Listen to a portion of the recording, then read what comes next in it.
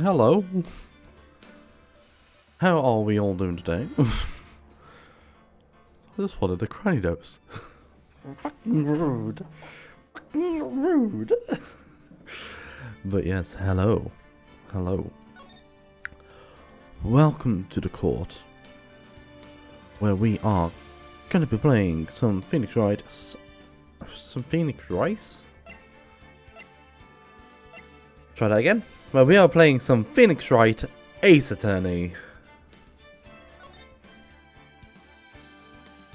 And we are going to be starting from the very beginning. The first turnabout, episode 1. And yes, I will be doing voices. I am sorry in advance. Just putting that out there. I am sorry in advance.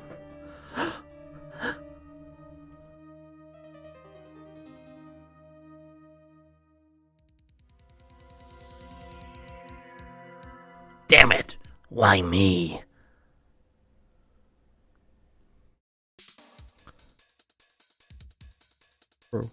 Bro, I'm pretty sure I put in the fucking settings to not do this. What the fuck? Someone like me. Him. I'll make it look like he did it. I was gonna say it's too early in the morning. August 3rd, 9:47 AM, District Court, Defendant Lobby, number 2.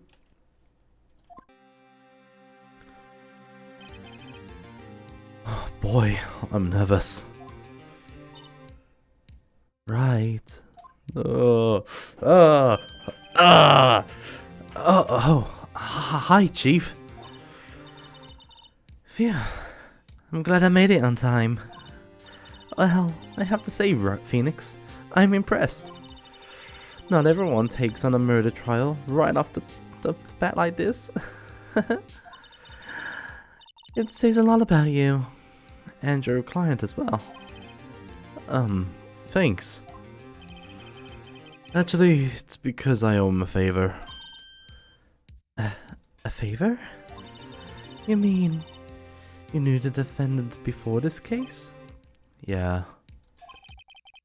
Actually, I kind of owe him my current job because of him.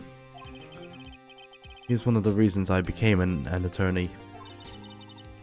Well, that's news to me. I want to help him out any way I can. I just really want to help him. I owe him that much. Oh no, oh no, oh no, oh no, oh no. It's over! My life, everything, it's over! I'm sorry for your ears. Huh? Is that your client over there screaming? Yep, it's him. Death, despair. Oh! I'm gonna do it. I'm gonna die. Let me just move my microphone away a bit. I think that might be for the better cause at the moment. So I'm sorry. I look like a right fucking scruff again. But I mean, that's the charm, right? That's my charm. It sounds like he wants to die. Yeah. I forgot to take my medication. Let me just do some drugs. Sorry. My own fault. I took it off my phone and then forgot about it.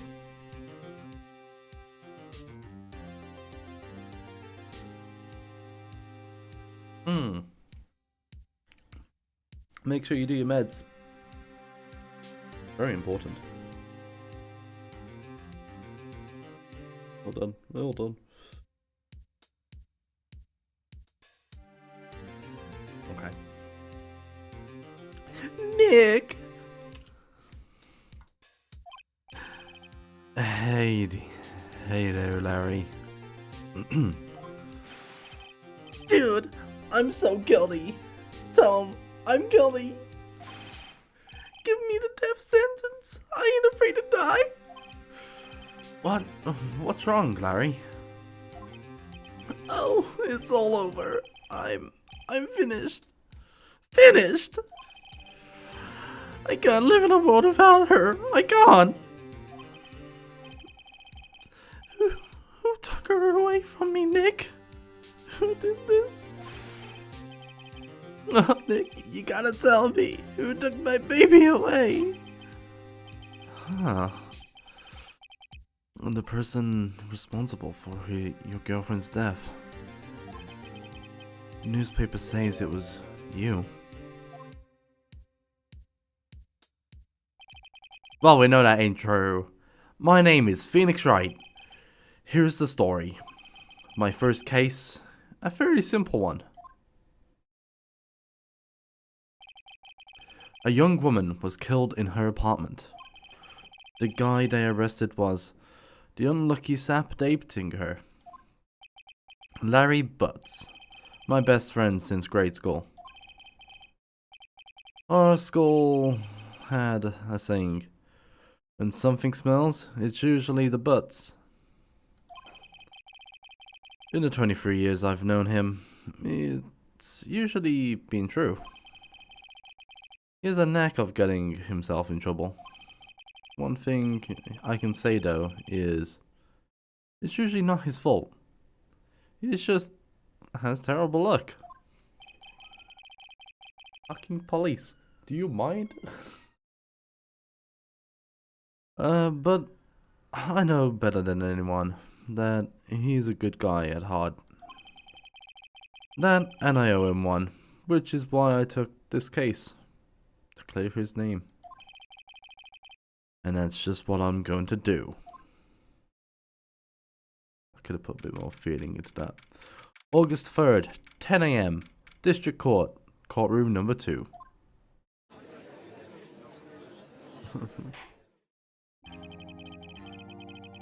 Oh, the judge. Court is now in session for the trial of Mr. Larry Butts. The prosecution's ready, Your Honor. The, defense is ready, Your Honor. Mr. Wright? This is your first trial, is it not? Yes, Your Honor. I'm a little nervous. Your conduct during this trial will decide the fate of your client. Murder is a serious charge. For your client's sake, I hope you can control your nerves. Thank you, Your Honor.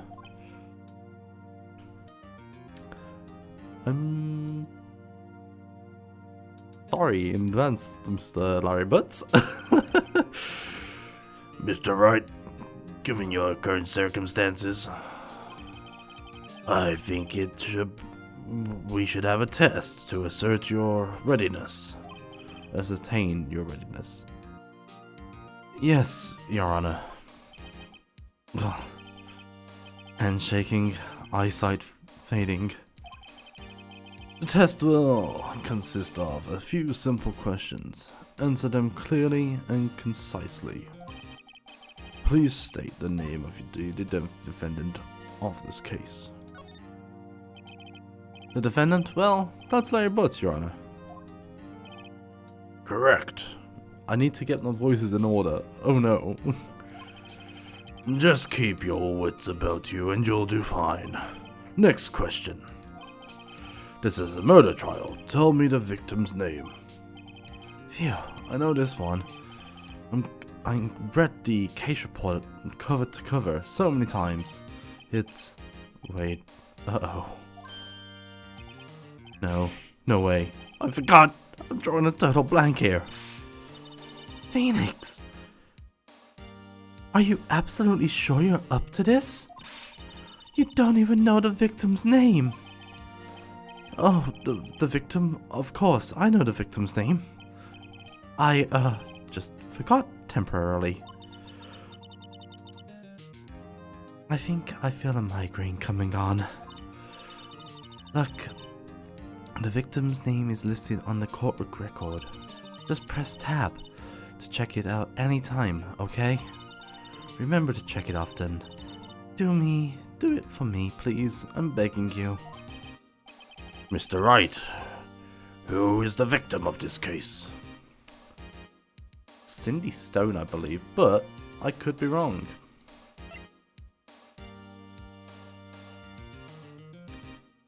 Yeah, it's Cindy. But who? Cindy Stone. I was correct. Oh, let's fucking go. I wish I had a fucking awesome little soul patch like that. I mean, I could technically.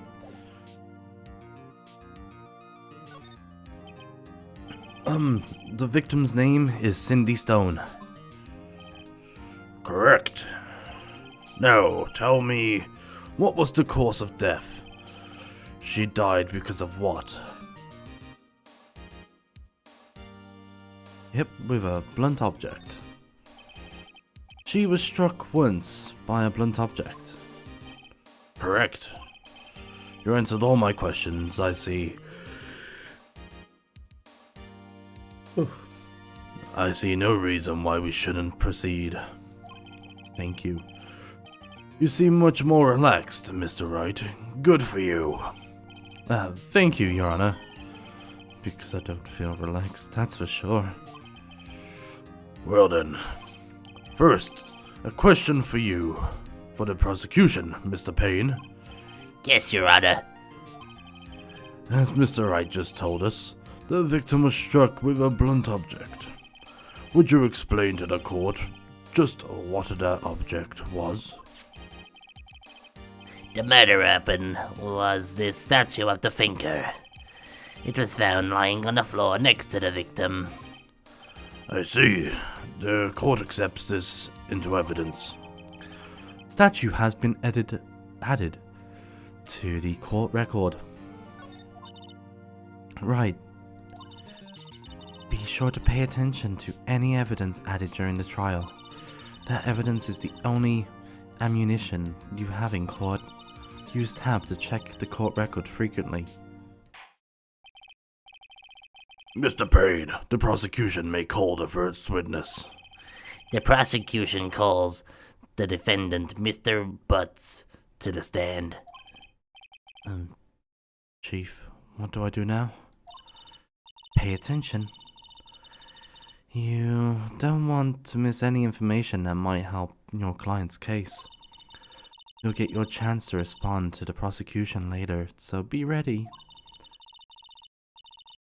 Let's just hope he doesn't say anything unfortunate. Uh-oh. Larry gets excited easily. This could be bad. Oh boy. Oh boy, oh boy. Ahem! Mr. Butts, is it not true that the victim had recently dumped you? Hey, watch it, buddy. We were great together. We were Romeo and Juliet. Cleopatra and Mark Antony. Didn't they all die? I wasn't dumped. She wasn't taking any of my phone calls or seeing me either, ever. What did you do anyway? Mr. Butts, what you described is generally what we mean by dumped. In fact, she had completely abandoned you and was seeing other men. She had returned from overseas with one of the days before the murder. One of them, the day before the murder. Where? What do you mean, one of them? An Applin? Oh, get your balls out. Get one of your 5 a day. I mean, I definitely will.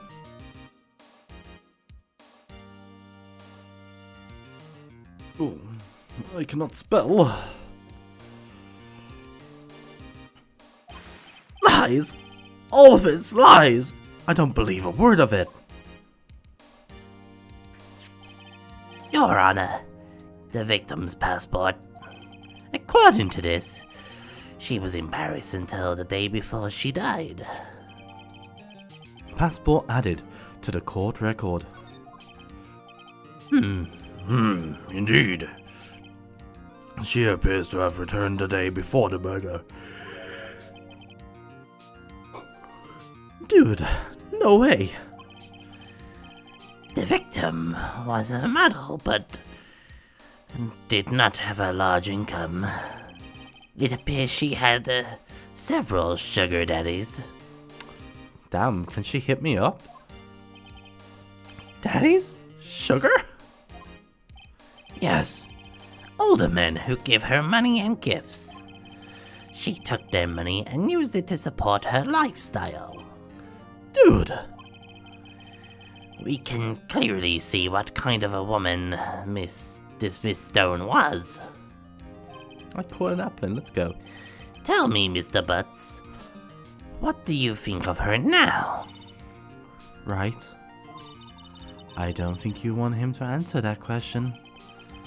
Yeah, Larry has a way of running his mouth in all the wrong directions.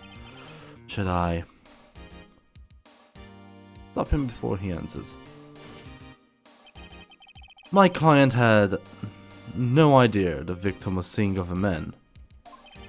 That question is irrelevant to this case. Oof. Dude, Nick, what you mean irrelevant? That's cheating. She's dog. I'm gonna die. I'm gonna drop dead. Yeah. No, it's going too fast. Something. Something. Okay, escape. Text box. Yeah, that's fine. Off.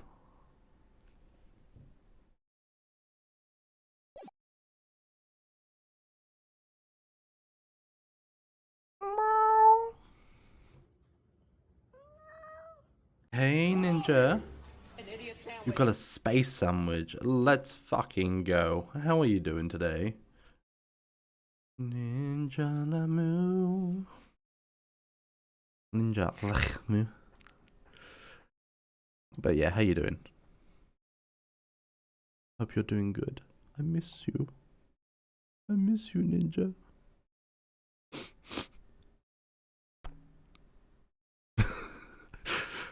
Why the fuck did I kiss my microphone? Oh. Hey, beauty and sexy peeps. I'm doing okay, love. How are you? I'm doing good. I'm doing good, thank you. Oh, Ninja. I got good news. I got the internship. Smooches to the mic. Yippee. I'm just gonna do this just because I want the thing. Oh wait, what the fuck? Why is it not showing? Hold on. Wait a minute. Something ain't right.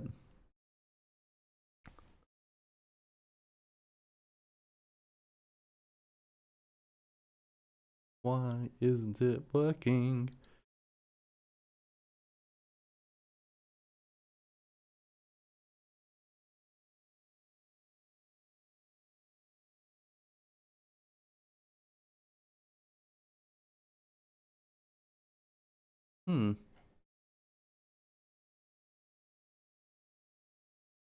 Ah, it was because it's at the very top, that's why. But yeah, let's just do this because it's fucking awesome.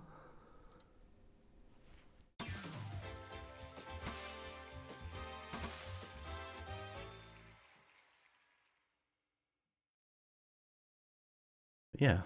How are you doing anyway? I know you said that you were doing good, but how are you really doing, Ninja? Welcome to me attempting to do voices for the entirety of the stream. I believe the accused motivation is clear to everyone. Yes, quite. Oh boy. This is so not looking good. Next question. You entered a victim's apartment on the day of the murder, did you not? Ugh. Become VIP was so awesome.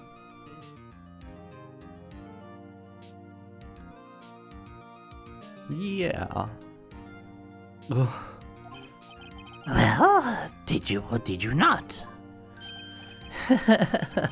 Well, maybe I did, maybe I didn't. Uh-oh. He went. What do I do now?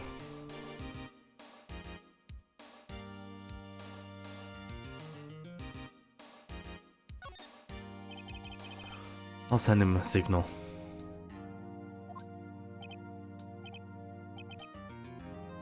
Lie like a dog.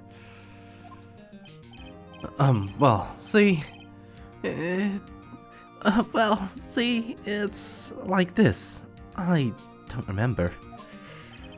You don't remember? Well then, I'll just have to remind you. I got a bad feeling about this. We have a witness that can prove he did go to the victim's apartment that day.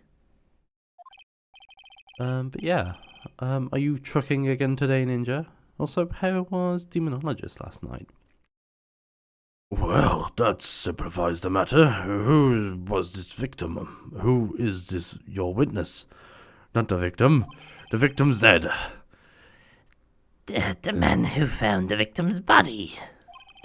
Just before making the gruesome discovery. He saw the defendant. Oh.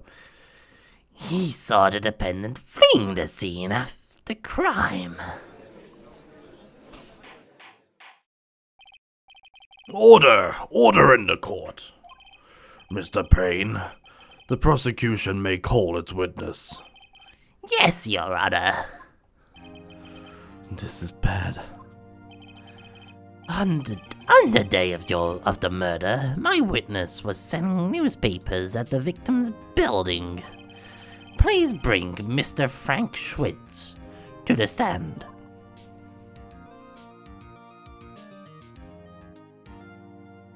Also, Ninja, you can claim first, you know. No one's claimed it yet, so you're always welcome to claiming it.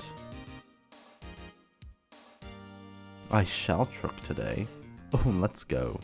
Well, you're streaming today as well, aren't you, at 2 PM, right? But it's Dave's, it's not Dave's. I feel like Dave's still asleep or he's busy today. Mr. Switch, you sell newspaper subscriptions, is that correct? I'm not streaming today. Oh, it's tomorrow. Oh, sorry, my bad. Oh yes. Newspapers, yes. Mr. Schwitz, you may proceed with your testimony. Please tell the court what you saw on the day of the murder. Witness testimony. Witness's account. I was going door to door, selling subscriptions when I saw a man fleeing an apartment. I thought he must be in a hurry because he left the door half open behind him. Thinking it strange, I looked inside the apartment, and then I saw her lying there, a woman, not moving, dead. I quailed in flight and found myself unable to go inside. I thought to call the police immediately. However, the phone in the apartment wasn't working. I went to the nearby park and found a public phone. I remember the time exactly. It was 1 PM. The man who ran was without a doubt the defendant sitting right over there.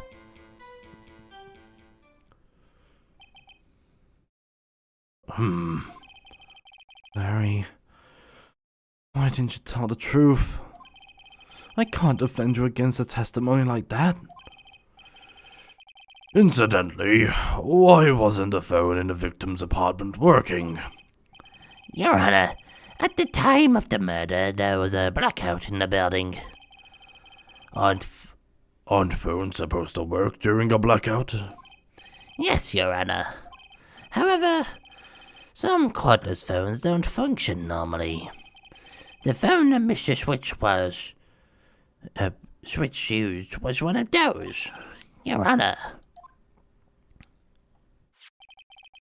I have a record of the blackout for your perusal. Blackout record added to the court records.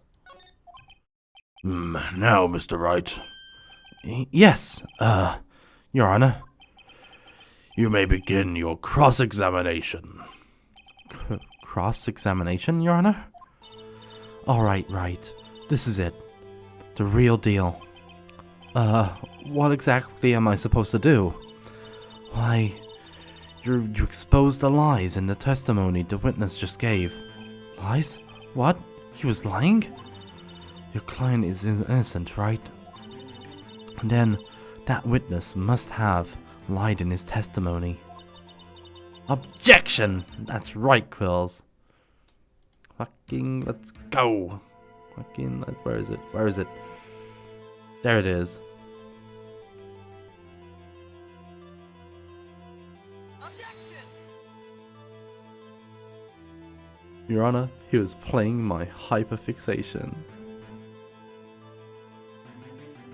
Oh, am I?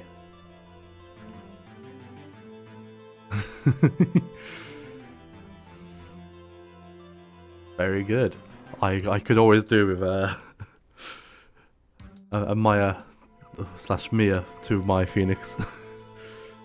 You're a big Ace Attorney nerd. I mean, fair enough. My friend is also a big Ace Attorney nerd, which is one of the reasons why I'm playing this. but now I have another reason to play it, and that's for you. So, yippee. Or is your client really gully? How do I prove he's not? You hold the key. It's in the evidence. Compare the witness's testimony to the evidence at hand. There's bound to be a contradiction in there. First, find contradictions between the court records and the witness's testimony. Then, once you've found the contradiction evidence, present it and rub it in the witness's face. Okay.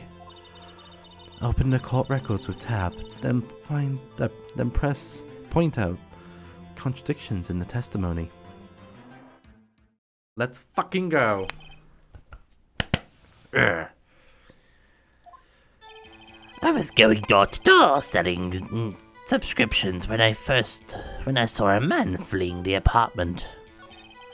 I thought he must be in a hurry, because he left the door half open behind him. Thinking it strange, I looked in the apartment. Then I saw her lying there, a woman, not moving, dead.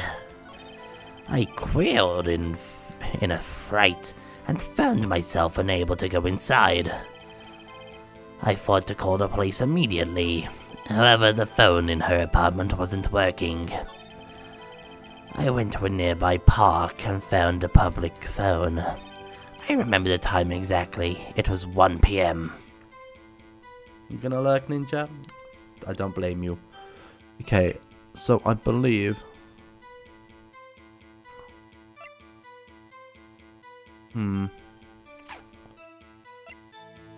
what was it? Maybe I've got to go through it all first. The man who ran out was without a doubt the defendant sitting right over there. That's all of it. There must have been a contradiction in there somewhere. Examine the court records. Press tab. If something strikes you as being suspicious, then find the evidence that contradicts this testimony and present it to the court. Oh boy. I was going door to door, saying, that's not suspicious. I thought he must be in a hurry. Thinking it strange, I looked inside the apartment. It was then I saw her lying there, not moving, dead. I quirled in fright and found myself unable to go inside. Okay, let's have a read. Blunt force trauma. Okay. The thinker, quite heavy. That true. Electricity. Mr. Stone's building was out of power.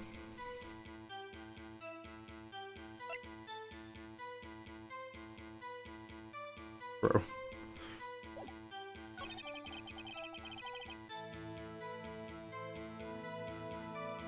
Yeah, but he said he didn't want to go into the building. That's... Oh, into her room, her apartment.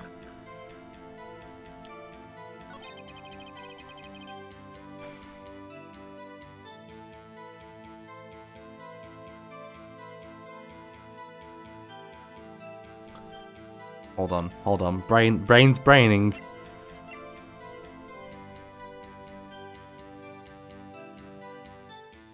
No. I remember the time exactly. It was 1 p.m.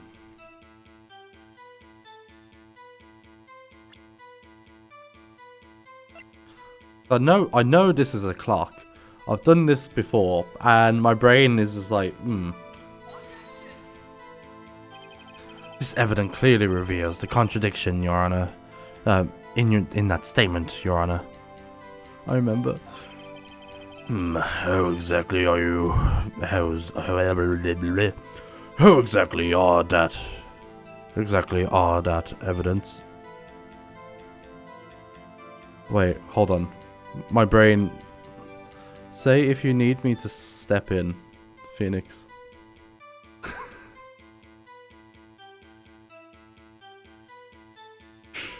Okay, Maya. Okay, fair enough. Is it me? Or Pearl? You could be Pearl too. And that statement just now related. They aren't. They are. Not at all. Mr. Wright, please think the fact over before making an accusation. I don't think that won me any points with the judge. Oh, Emma. Oh, fucking hell. We're going very far in. The man ran without a doubt. The defendant's sitting right over there. Yeah.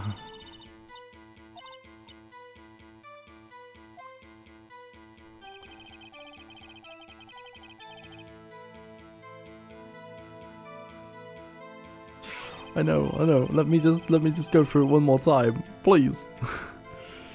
It's not that one. Thinking it's strange, I looked inside the apartment. I saw her lying there.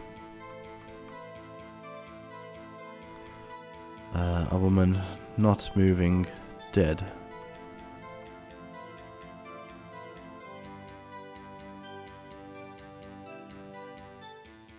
Wait! I fucking know it! I know it! My brain, I was on the right fucking track. It was just the wrong evidence I fucking presented.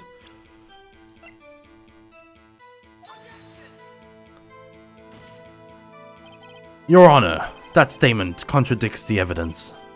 Huh? It does? I don't see anything contradictory. Really? Objection overruled. Try thinking...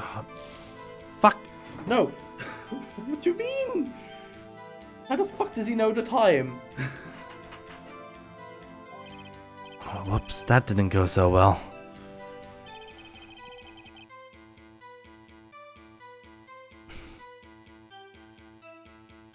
Look through your evidence. Okay. And actually read it. Okay. Okay, so we don't need to do that because that's the Ace Attorney. That's the badge. Cindy's... Ah, fuck me.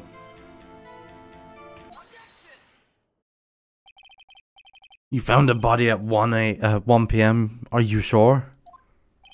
Yes, it was 1 p.m. for certain. Frankly, I find that hard to believe.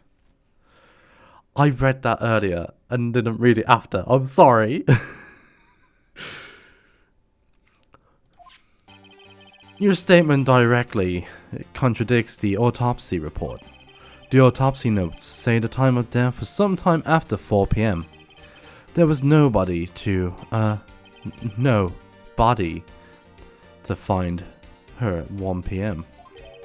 How do you explain that? 3-hour gap, huh?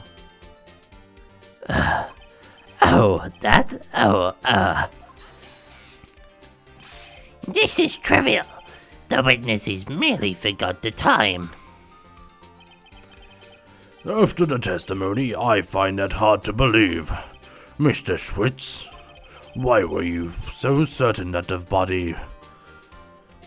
you found the body at 1 p.m.? Gee, that's a really good question. Great job, Wright. Way to put him in the spot. Way to put him on the spot. That's all you have to do. Point out contradictions. Lies always beget more lies. Words. See through one, and their whole story falls apart. Wait, I remember now. Would you care to give your testimony again? Witness testimony. Time of discovery. You see, when I found the body, I heard the time.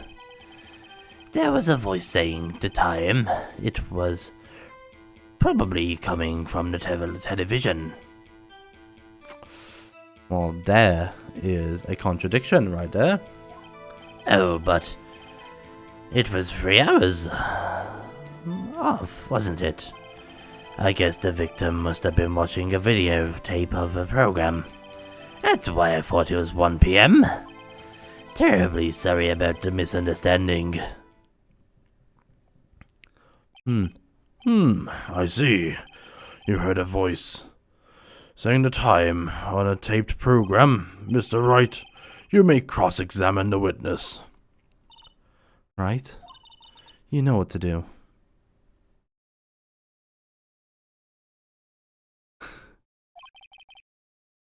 I've got this one. I mean, if you want to join, you're more than welcome to. You see, when I found the body, I heard the time. There was a voice saying it was saying the time. It was probably coming from the television.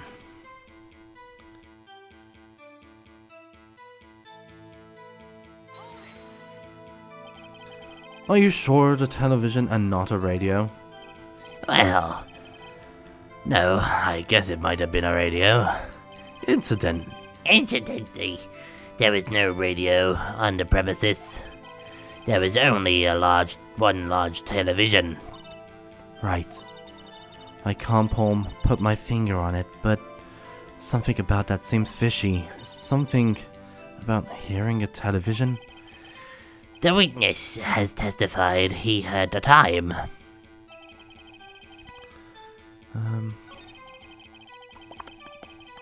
Boop. And doop. And boop. Hold it right there! The prosecution has said there was a blackout at the time of the discovery.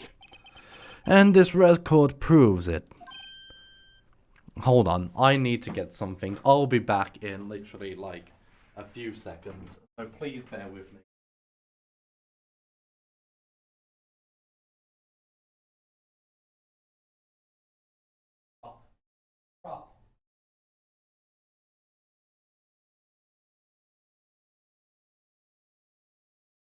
I needed a prop. Sorry.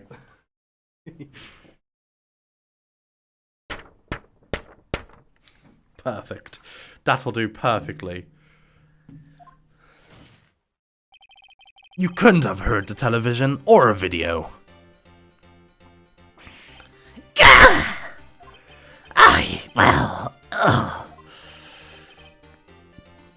The defense has a point. Do you have an explanation for this, Mr. Schwitz? No, I find it quite puzzling myself, quite. Wait, I remember now. Mr. Schwitz?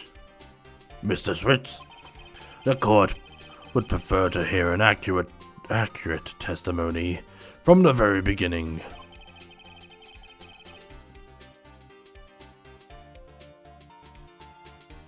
Yeah, if you want to join Quills, I can join what a VC if you'd like. And I mean, I'm more than happy to give you the role of Mia or Maya or Pearl or Emma or any streams. Especially since I can't do a female voice. my female voice is very terrible. There consent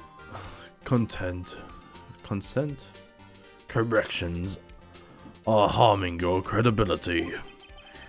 That you seem rather distraught. My apologies, Your Honor. It must have been a shock of finding the body. Very well, Mr. Schwitz. Let's hear your testimony once more, please. Hearing the time. Witness testimony. Actually, I didn't hear the time, I saw it. There was a table clock in the apartment, wasn't there? Yeah, that murder weapon. The killer used it to hit the victim. That must have been what I saw. Huh. You saw a clock. I guess that would explain it.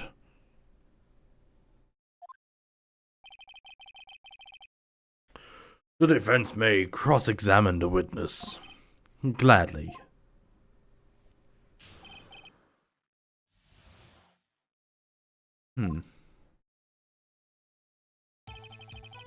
Actually, I didn't hear the time, I saw it.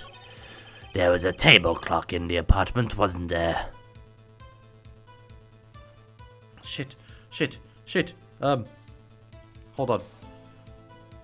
He said he didn't want to go into the building, though. Like, also,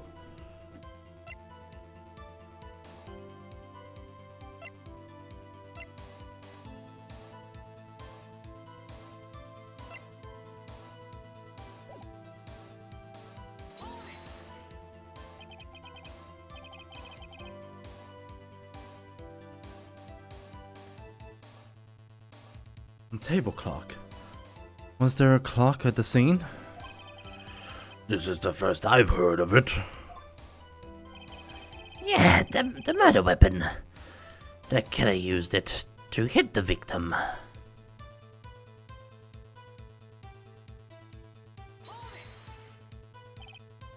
The murder weapon? Oh, sorry, the murder weapon? Yes, the table clock that was used as a weapon. That was just what I said. Did you doze off in the middle of my testimony or something? Something's fishy here.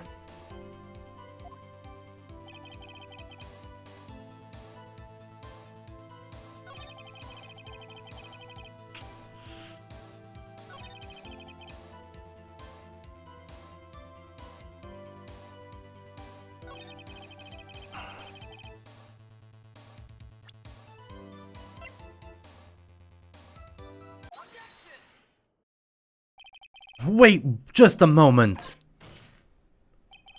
The murder weapon wasn't a clock.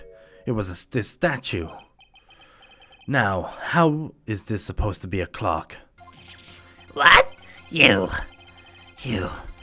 with your objections and your evidence, just who do you think you are? An auxiliary has just appeared in the chat. Just answer the question, Mr. Schwitz.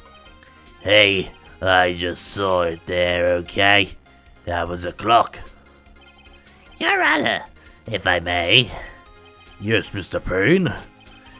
As the witness stated, the statue is indeed a clock. The neck is a switch. You just tilt it and it says the time out loud. It doesn't look like a clock I submitted. It has a statue. My apologies. I see. So the murder weapon was a table clock after all.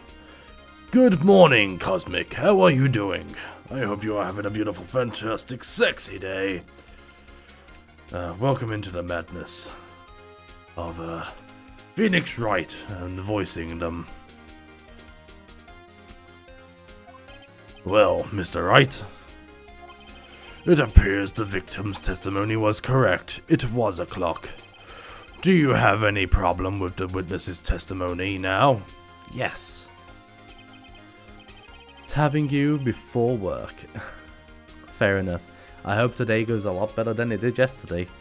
Your Honor, there's a gaping hole in the witness's testimony.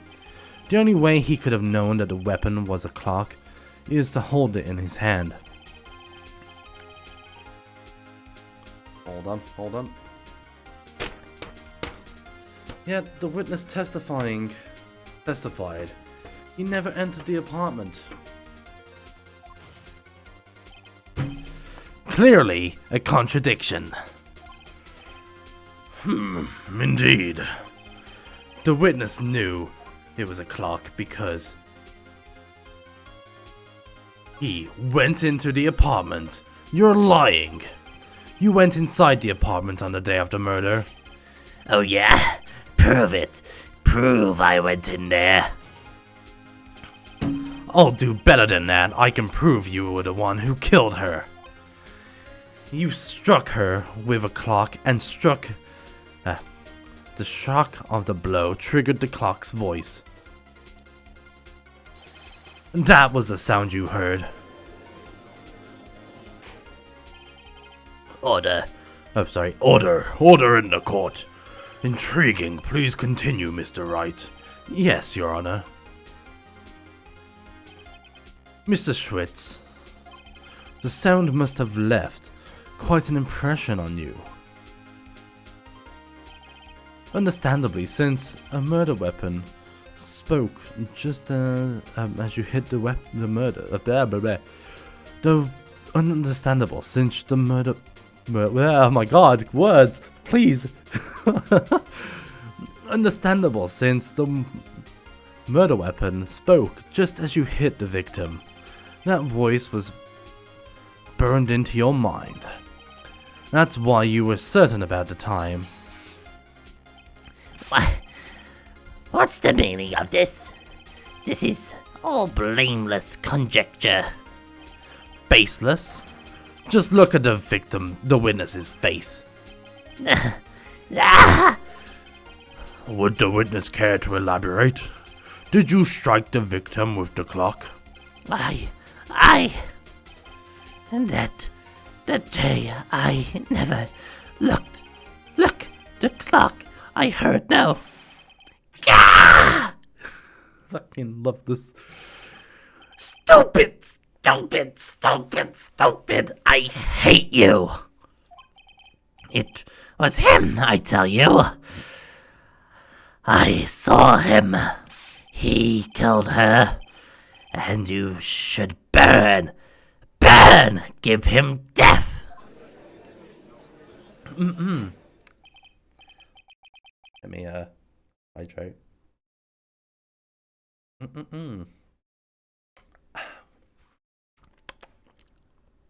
I am gonna lose my voice tomorrow. There's no stream tomorrow. Order in the court, I say. Your Honor, a moment, please. There isn't a shred of evidence to supporting the defendant's claim. The defense's claim. Mr. Wright, Your Honor. you claim the sound the witness heard came from the clock. Do you have any evidence? The whole case is riding on this. I'd better think of it through carefully. Your Honor, the sound Mr. Schwitz heard was definitely this clock. In fact, it's clear. It's clear if you simply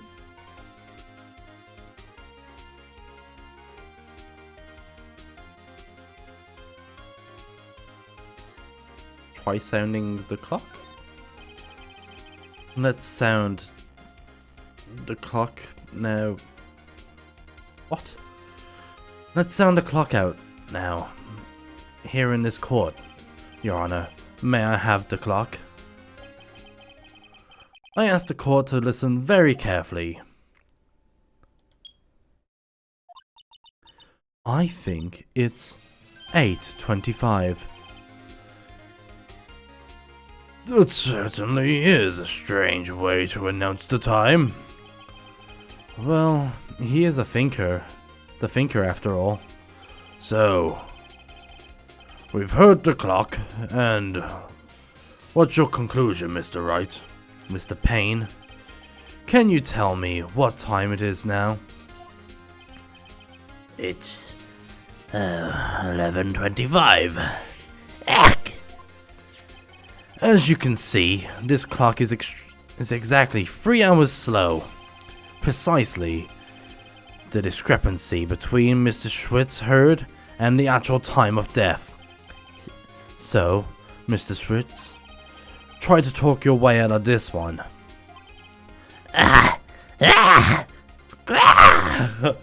My inspiration for this voice is a Karen, so I'm sorry for any Karens out there, but this is how I assume your voice is. You forgot one thing. Uh-oh. What's he thinking about now? While it may seem the clock is running 3 hours slow, it proves nothing. How do you know it was running 3 hours slow on the day of the murder? If you can't prove that, you don't have a case. He's right. How am I gonna prove that? Damn it! I was so close. Mr. Wright. Mr. Wright, it seems you lack the critical evidence to support your claim. Yes, Your Honor. This means I cannot let you indict the witness. Unfortunately, this ends the cross-examination from Mr. Frank Schwitz. I come all this way down here to testify, and look what happens. You treat me like a criminal. A criminal! You lawyers are all slime. Almost had him. Sorry, Larry. I failed you. There's nothing I can do about it now. Not so fast, Mrs. Schwitz.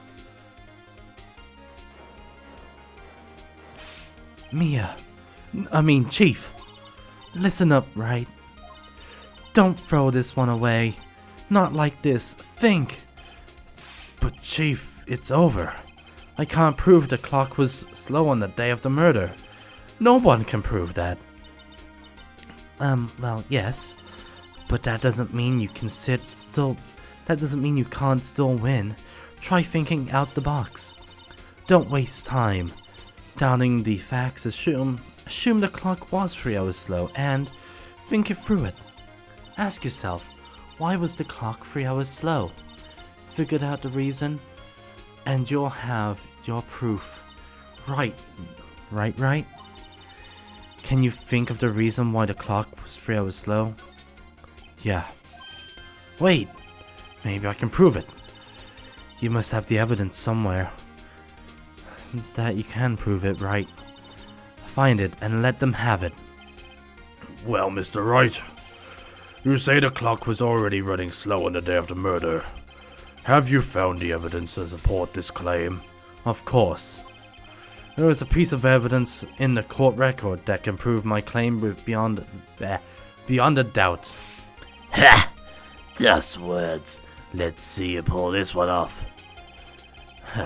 Let's see the evidence that proves the clock was running slow. I've never pressed E with such fucking swag. The victim had returned from abroad the day before the murder. And we all know the time difference between here and Paris is 9 hours. When it's 4 p.m. here, it's exactly 1 p.m. the next day there. The clock wasn't 3 hours slow, it was 9 hours fast. The victim hadn't reset the clock since returning home. That's why the time you heard when you struck her dead in her apartment was wrong. Proof enough for you, Mr. Schwitz, or should I say, Mr. Did It? Nah!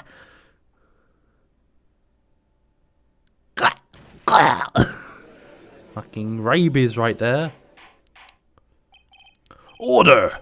Order, I say! Well, this case certainly turned...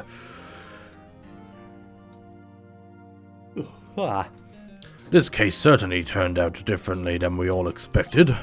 Mr. Payne, your witness.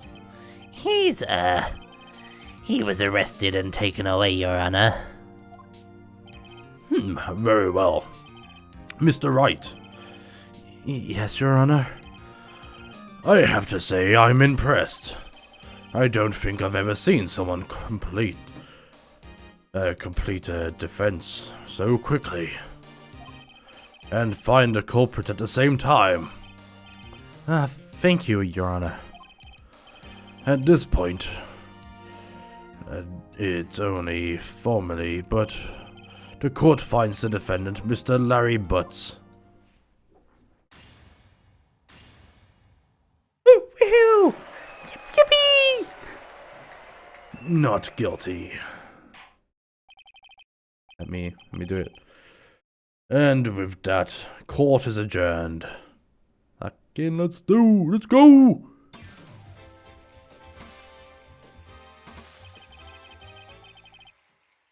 Fucking love that.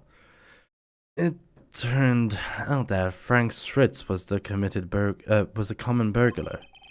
He posed as a newspaper salesman to check in and see when people were out of the house.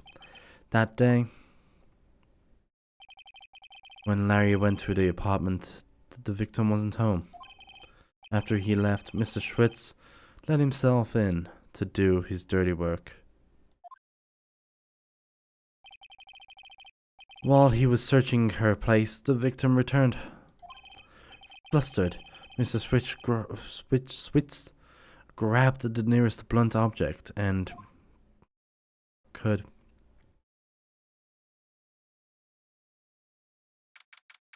August 3rd, 2:32 p.m. District Court, Defendant Lobby, number 2. I still can't believe we won. Right, good job in there. Congratulations. Thanks, Chief. I owe it all to you. Not at all, not at all. You fought your own battle in there. It's been a while since I've seen a trial end up on such a satisfying note. I've never seen Chief looking this happy. If she's this glad, imagine how Larry must feel. My life's over. Larry? You're supposed to be happy. What's wrong now? Oh, Nick.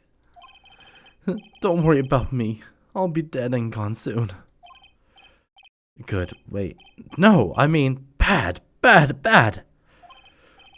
Larry, you're innocent. The case is closed. But my Cindy Windies. Gone, man. Gone forever. Larry, she was... never mind. Congratulations, Harry. Harry? Yes, you. I can practically see it now. The headlines. Now, Harry Butts, innocent. Thanks, I really owe you. I won't forget it ever. Let's celebrate dinner, movie, my treat. Oh, no I couldn't. Hey, I was the one who got you off the hook. Ludicolo? Get your fucking balls out for a little dancer, man. Oh, hey. Here, take this. It's a present. A present for me?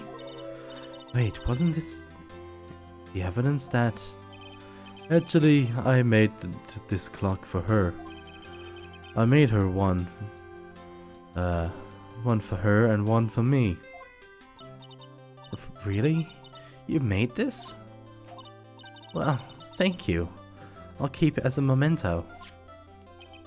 Yo, Nick. Can you believe this? Believe it? I was into that chick. And she was playing me like a fool. Don't that make you wanna cry? Larry. Are you sure? Excuse me? I think you fought quite well. Well, quite a lot of you. In her own way. Nah. You don't gotta sympathize with me. It's okay. Oh, I'm not sympathizing, really. Isn't that right? Don't you have something to show your friend? Something that proves how she felt about him? Uh-huh. Oh yeah, right. What the heck is she talking about?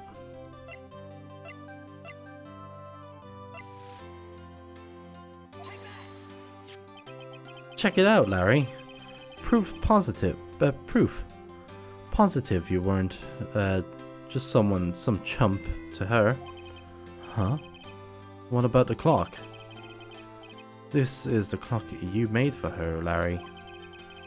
And she took it with her when she traveled? Whatever.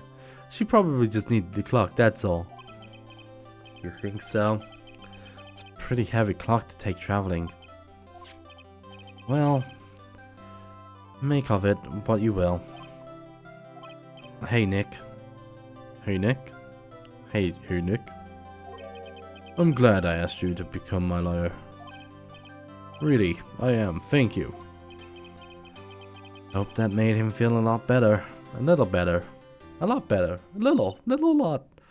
Right? I hope you see the importance of evidence now. Also, hopefully you realize things change depending on how you look at them. People too. We never know, really, know if our clients are guilty or innocent. All we can do is believe in them. And in order to believe in them, you have to believe in yourself, right? Listen, learn, grow strong. Never let go of what you believe in. Never. Well, I think our work is done. Shall we be off? Yeah, I guess so. Say, how about dinner on me? We'll drink and toast to innocent butts. Yeah! Oh, speaking of Harry, you were saying part of why you became a lawyer was because of him. Yeah, part at least. You'll have to tell me more about it sometime, maybe over drinks. And so, my first trial came to close. Larry slapped me on the back and said, "Gee, Nick, it's good to have friends. But I'm pretty sure he's not going to pay us. Unless you count the clock he gave to Mia." I didn't know then, but that clock was soon going to be the center of another incident. And my promise to tell Chief about me and Larry would be one promise that I wouldn't be able to keep.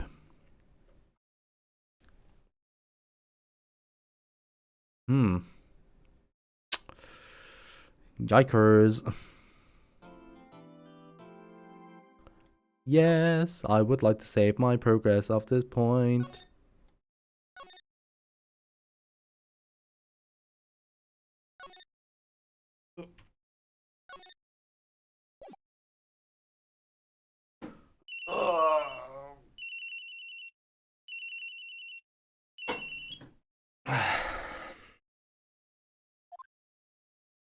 Hello, this is Maya. Hey Maya, it's me, Mia. What's up? You haven't called in a while. Sorry, I've been so busy. How are you? Well, Lonnie, and it's all your fault. Nah, I'm just teasing. I've been great. I'm finally getting used to having my own place. That's good to hear. Actually, I'm calling because I have a favor to ask you. I know. You want me to hold evidence for you. Sharp as always. There's a lot of buzz about an upcoming trial. I just don't feel safe keeping the evidence here. I got you. What is it this time? It's a clock. A clock? Yeah. It's made to look like the statue of the thinker, and it tells you the time. I thought you might like it. You always like toys. Hey, I'm not a little girl anymore, sis. Now. You know I'm only teasing. I should probably tell you, the clock isn't talking right now. Huh? Not working? That's lame. I had to take out the clockwork. Sorry. I put paper inside instead. Papers? Is that the evidence then?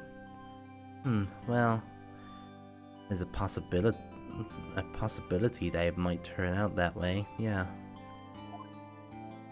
Can you come by the office tonight, say 9, to pick it up? I'll be in a pre-trial meeting until then. Okay, sis. But I expect dinner or something good. Like burgers. I could really go for a good burger. Okay. We'll hit the usual joint. Alright. It's a deal. Okay, sis. I'll see you soon. Yep, I'll be waiting, Maya. Conversation recorded September 5th, 9:27 a.m. September 5th, 8:57 p.m. Fay and Co. Law Offices. No, Miss Fay.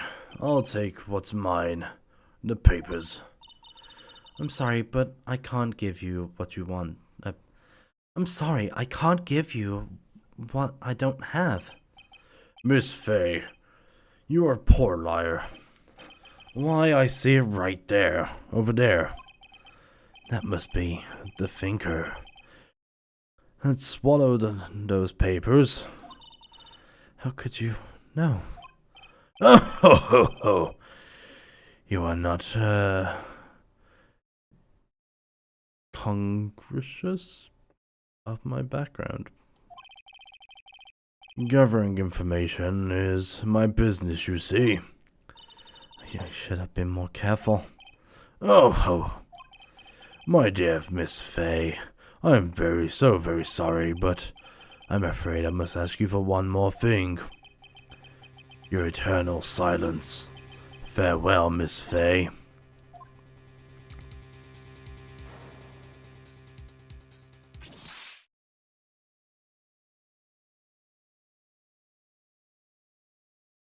Oh boy.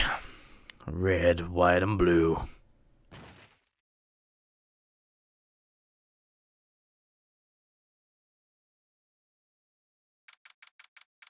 September 5th, 9:08 p.m. Fay Co. and Law Office. I've got to do Dick Gumshoe's voice. Oh, let's go.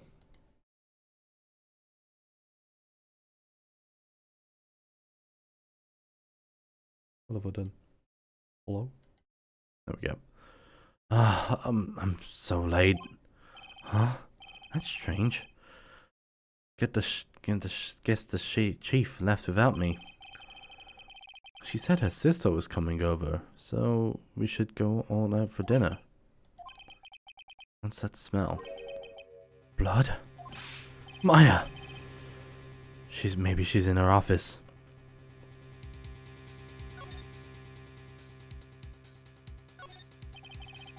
I smell blood. That can't be good. I have to check and see if Chief is okay.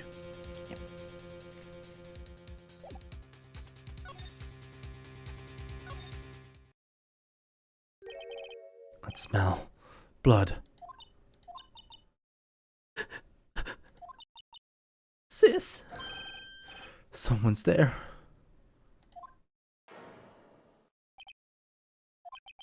Chief. Chief. Chief.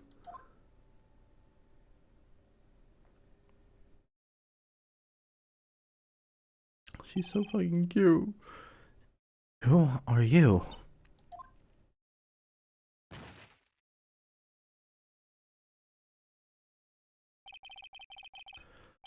The strange girl dropped out cold. I left her lying on the office sofa. I went back to the chief, where she was laying under the window. Her body still warm. I could feel it when I held her shoulder. Then, all too quickly, it began to fade, until finally she was cold. Chief?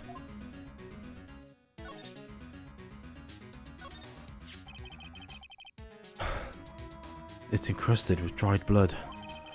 How ironic it became the murder weapon again. Q? Aha. Right, I better call the police. That's funny. A few of the screws on the receiver are missing. Looks like someone was halfway through taking it apart. Police!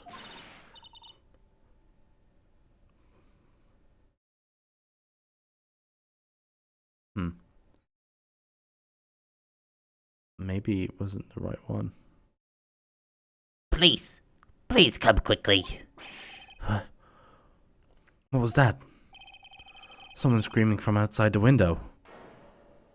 Oh. Someone's staring right at me. She's holding a phone in her hand. Okay. Surprisingly, the chief was never good at machines. All about all she knew was for the PC was this email. She picked up an ancient model, some garage sale, practically nothing.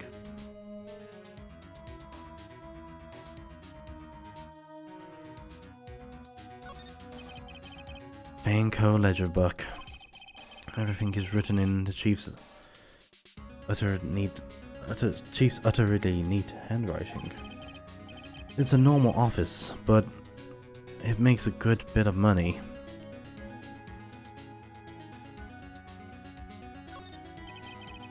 The phone receiver is missing a screws. I'd better not use it.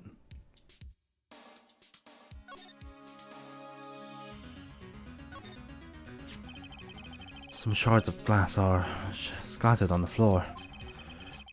There seems to be remains of a glass light stand.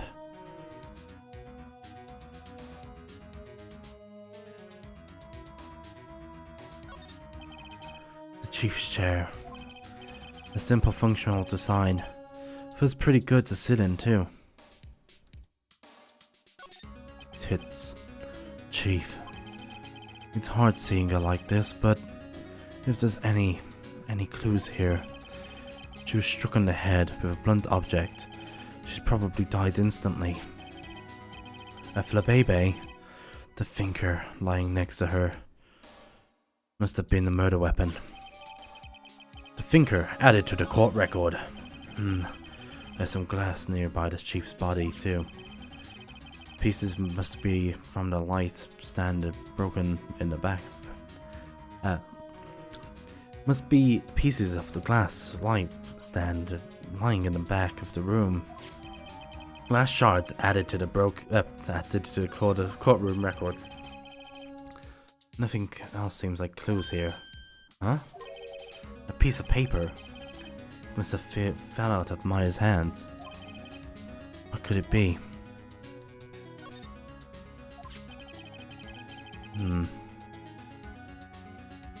A word is written in blood on a scrap of paper.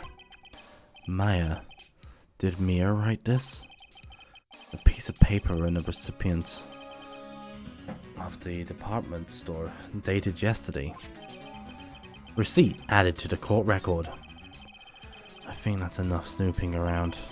I better go call the police and find out what that girl's doing here.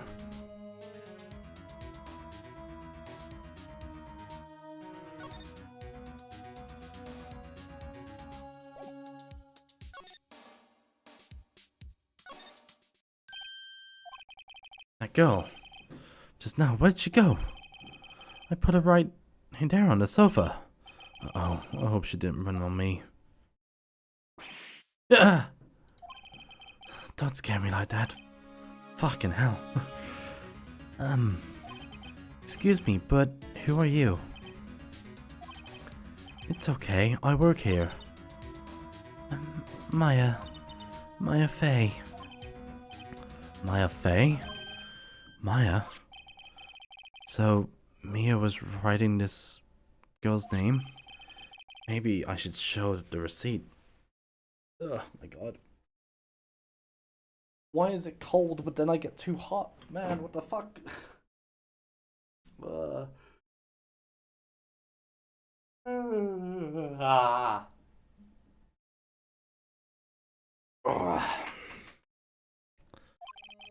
I never thought there'd be they've used like evidence like this outside the courtroom.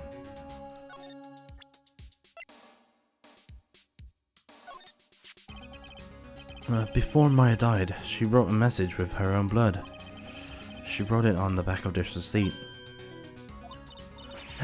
That's my name. But why would she write my name? Please just calm down. Why would Sis write my name? Now I've done it.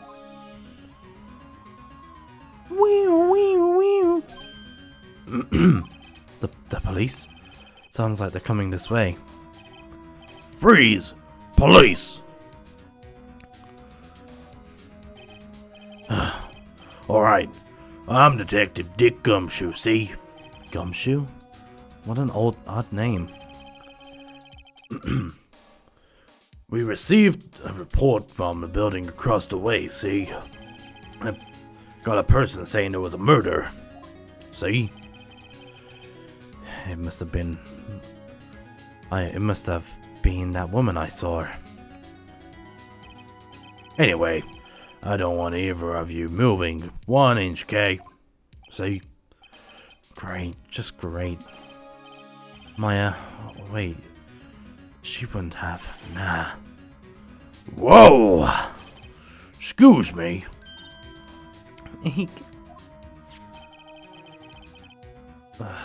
This word, Maya. Here, would it mean anything to you? That's my name. What? The victim drew this here note. With her own blood, see? With her dying breath, she wrote down the killer's name. Killer? I'm not... Case closed. You're coming down. Down to the precinct, ma'am. What? Bro. Mia's younger sister Maya was arrested on the spot. I was taken in for questioning and didn't get out until the next morning. My eyes were very heavy, but I couldn't sleep. I sat around waiting for visiting hours to begin at the detention center.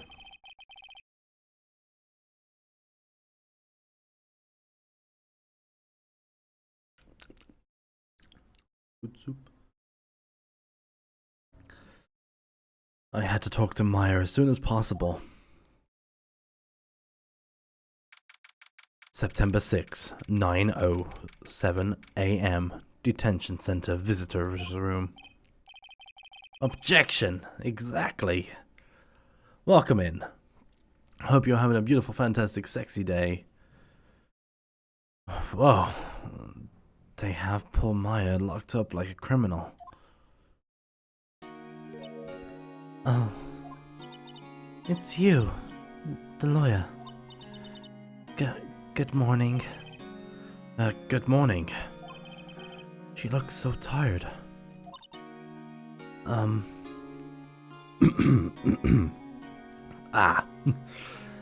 Are you going to be my attorney? Well, that's what I wanted to talk to you about.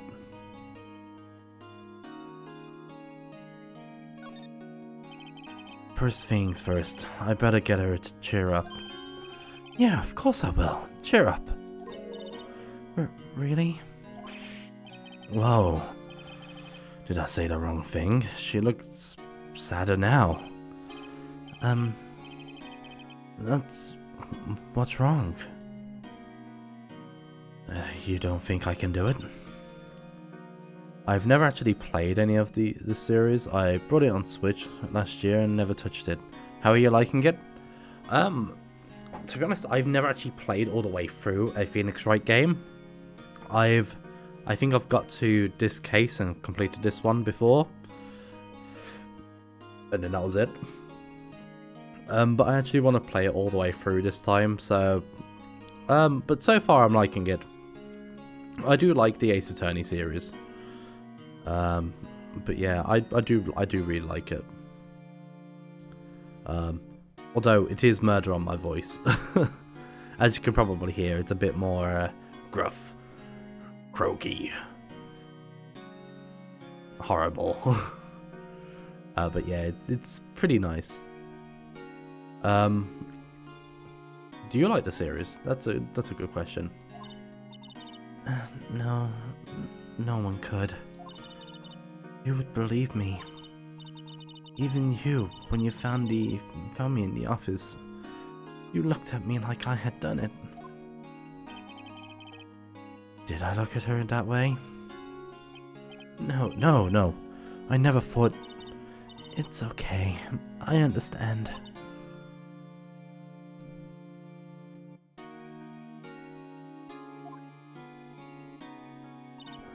And I've also heard about you. Heard? Heard what about me? I was talking to my sister on the phone the other day. Today was my junior partner's first time in court. Wow, really? How'd that go? It was quite the scene. Honestly, I was on edge the whole time. It's been a while. So he crashed and burned? He's genius. One of those strike fear into the hearts of evil kind. The only thing he's lacking is experience. Sounds like it was fun. Well, I know who to go to if I ever get in trouble. I don't know, Maya. I think you might want to wait and give him 3 more years. That is, unless you want to be found guilty. Wow. Fucking rude. That's what she said. Oh, I'm sorry. I didn't mean to insult you. No. It's true, I guess. But at the same time, I can't just sit by and watch. When I think of the person who did this to Mia. I know.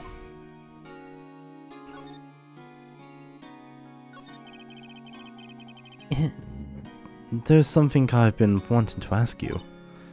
Yeah? What's with the outfit?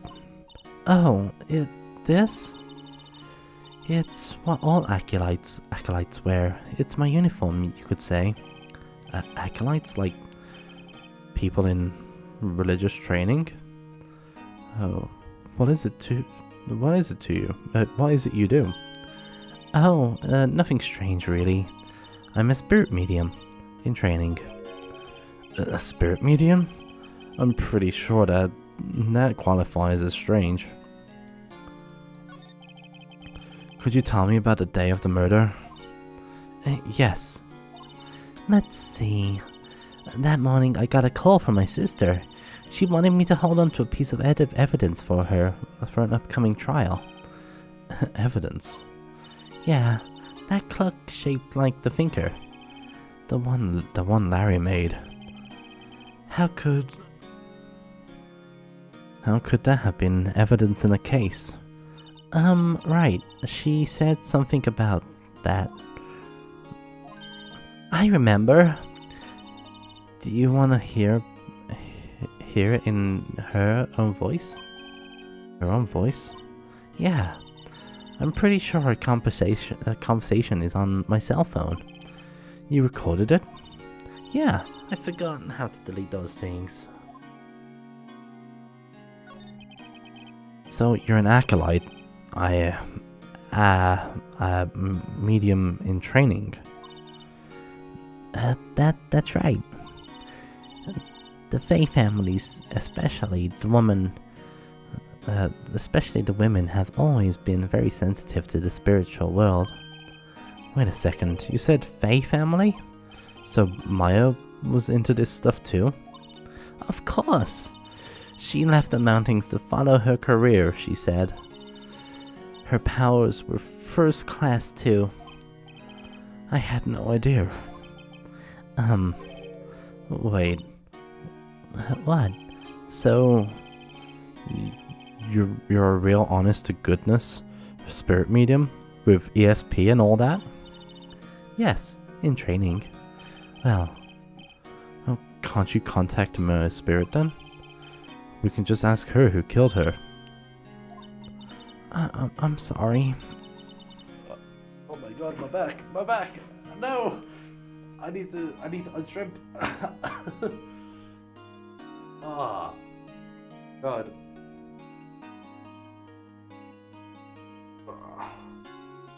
Let me get comfy so I can read. Ah, there we go. Let me sit back in my chair. Bring it forward. Unzip. Do. Bring the microphone close to my mouth. Who knows, maybe I can do a bit of ASMR. No, never do an ASMR. I'm still in training. What? I couldn't do something on that level. Hocktour. Definitely, gotta give him that hocktour. I thought that would be too easy. So, you say you have the conversation with your sister on the cell phone. Let's hear it. Right. Oh. I don't want to deafen people, so I'm like, I've got to try and find the right position for my microphone. Because I'm going to be like, especially if we get Winston Payne and all that good jazz and like freakouts and that, I'm going to be like peaking my mic so fucking much. I just remembered that the detective took my cell phone. Sorry. Oh, right. Of course. Next time I see Detective Gumshoe, I'll ask for him. I'll ask for it. I'll write you a note so you don't forget, okay? Sure, thanks. A Mushana appeared. Maya's memo. A conversation I had with my sister is recorded on my cell phone. Look at that dream anteater floating thing. Is something the matter? I was wondering, could I ask you a favor? This is the address of a famous lawyer. My sister gave me this a long time ago. She said if I was ever in trouble, I should call him. And well, I'm in trouble. Do you think you could go and ask him to represent me? Sure, why not? I'll go ask. Thank you so much. I have no one else to turn to. Say, what about your parents? I see. Don't worry, leave it to me. Thank you. The trial's tomorrow at 10 a.m. What? Tomorrow? Oh my god, I'm sorry. I'm so sorry. Let me just move it away. Maybe a bit down too. Where the fuck's my mouse? Hello? Hello? There we go. What if the guy refuses? They told me that if I don't find one, the state will pick an attorney to defend me. When will that happen? They're giving me until 4 p.m. this afternoon. And visiting hours are almost up. I better hurry. Right, I'll be back.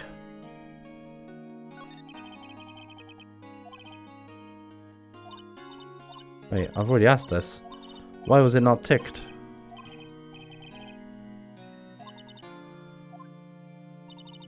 Shit, no, I'm skipping. Let me go back, please. Shit. Then I found my sister's. I'm gonna ask this question again. Hold on. Could you tell me about the day of the murder? I'm sorry. I know it must be hard. No, it's okay. All I've been doing is the last few hours is talking about it. I've kind of gotten used to it. Let's see. The morning I got a call from my sister.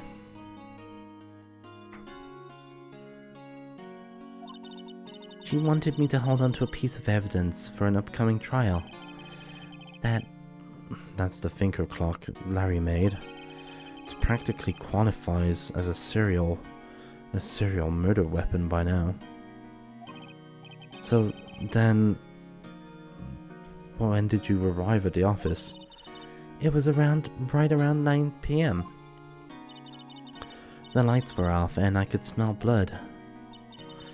Then I found my sister. Thanks, Maya. That's all I need to hear for now. Let's go. Move. Show me your moves. September 6th. Grossberg's lawyer's office.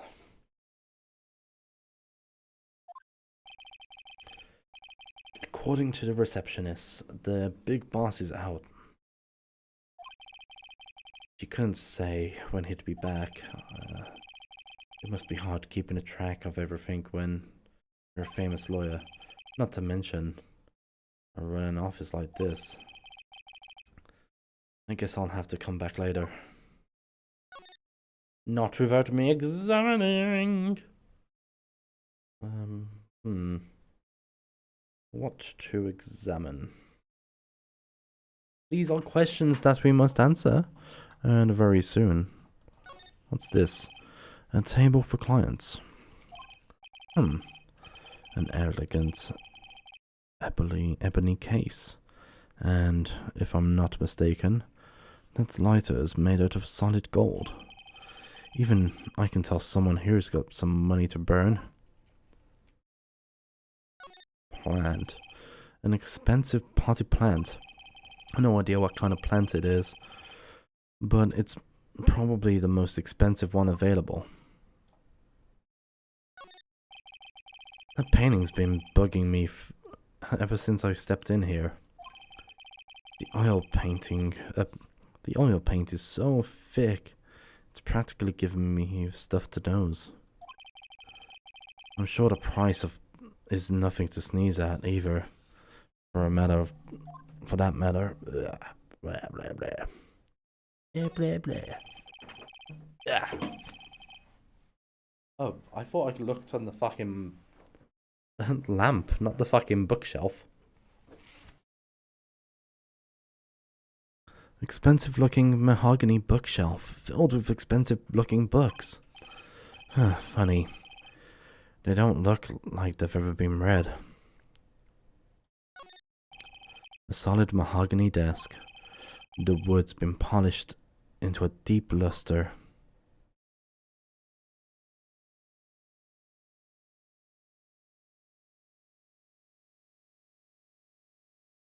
Okay.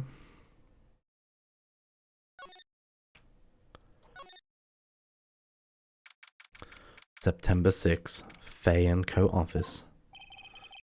The office is filled with police officers. They're all busily searching for clues.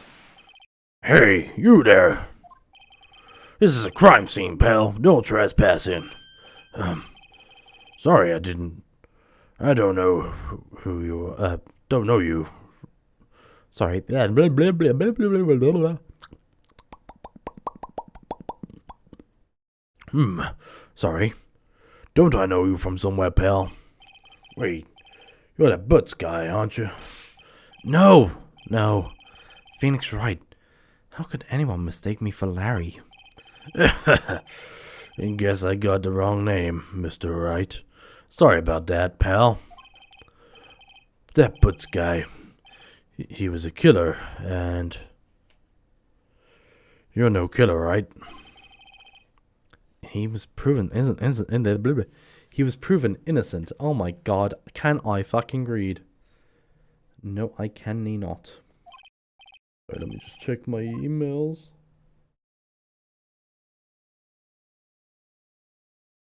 I'm right, you were Detective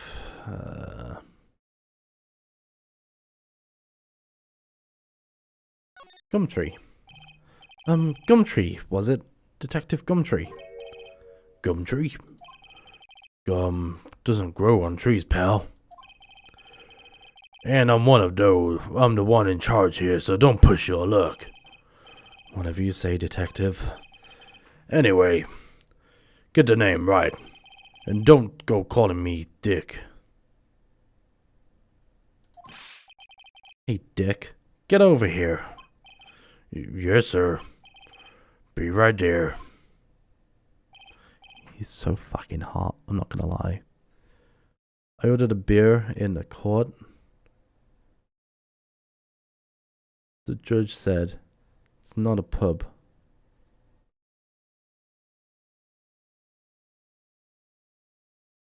Luke, that is one of the worst jokes ever, if that's a joke, because I do not understand it at all. That joke has just went right over me. You're her lawyer, right, pal? If you got business here, you'd better do it quick. Phew. He thinks I'm Maya's lawyer. I ordered a beer in the court. The judge said it's not a pub. What?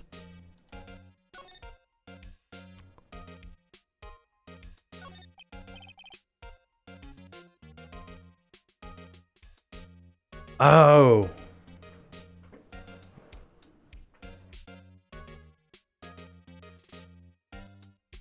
I understand. Also, fair enough, fair enough. I'm very stupid. Welcome in. How you doing, Luke, anyway? Are you good? I know we spoke earlier, but, like, you good anyway? Like, again? About Maya. Yeah, I'm looking forward to the trial, pal. Sorry, pal, but this is one trial you ain't gonna win. Why do you say that? The city's prosecutor, Edgeworth, is on the prosecution. Edgeworth? I'm sure you know what that means. You being a lawyer and all. He looks sus. Gumshoe, what a name. Yeah, I got 4 books today from the library, so all good. Fair enough.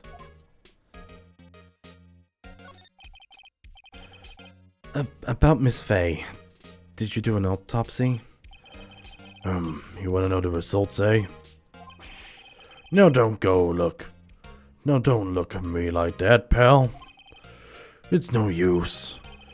She might have been your boss, but that doesn't mean you get special treatment. Alright. You can see the report, but that's all. Autopsy report. Time of death. 9/5 at the 9th of the 5th of the September. Oh my god. Fucking dates. At 9 p.m. Cause single blunt force trauma. Death was instantaneous. So if the death was instantaneous, then she wouldn't have been able to write Maya's name on that fucking note. Let's go. Prosecutor Edgeworth. That's right, pal. Mr. Miles Edgeworth himself. Wait. You do know him, don't you? I know him. He is feared prosecutor. He doesn't feel pain. He doesn't feel remorse. He won't stop until he gets a guilty verdict. Oh, don't go talking that way. You make him sound like he's barely human. Still, I'm pretty sure this case is decided. So Edgeworth is on this one. He hasn't lost a case since he became a prosecutor at all. At the incredibly young age of 20. Of course, there's rumors of back alley dealings and forged evidence. What I know for sure is that Edgeworth hates crime with almost an abnormal passion. I never imagined I'd be facing him so soon. Okay. Examine. Maya's desk. Perfectly clean as always. The only thing there is missing is Maya. Okay. Move. Oh, wait. I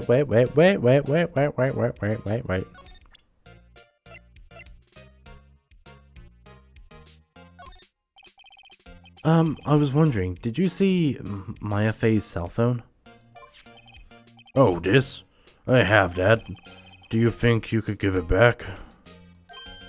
Sure, I mean, wait a second, pal. Trickery liar. Uh-oh, he's onto me.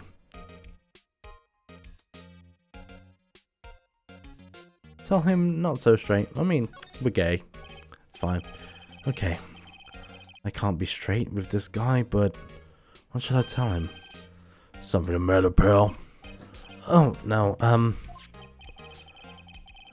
that carrying strap on the cell phone. This, huh? Gotta bounce. Have a good one, Bear. Thank you very much. I definitely will. And I hope if you play this game in the future, tell me what you think about it too. And I look forward to seeing you soon. It says the Steel Samurai Warriors from Neo All Tokyo. The Steel Samurais? That Action Hero TV? Yeah, you see that strap? A collector's item. She was really worried it might get lost if it went down the precinct. That's what she said? Yeah. Okay, pal. I wrote down all the numbers that she called anyway. Here you go. Seems he didn't notice the recorded conversation. Recorded conversation. Maya's phone holds a conversation between Chief and Maya. Check the court records to hear the recorded conversation. I guess I've asked all I can. You done, pal? Huntales has appeared in the Poke chat, so if you want to, make sure you get your balls out. Yes, thank you. I'll be heading out now. Oh, wait. One more thing I wanted to mention to you. I don't suppose you're planning on talking to the witness. Anyway, you better not. No influencing the witness if you're a lawyery ways, pal.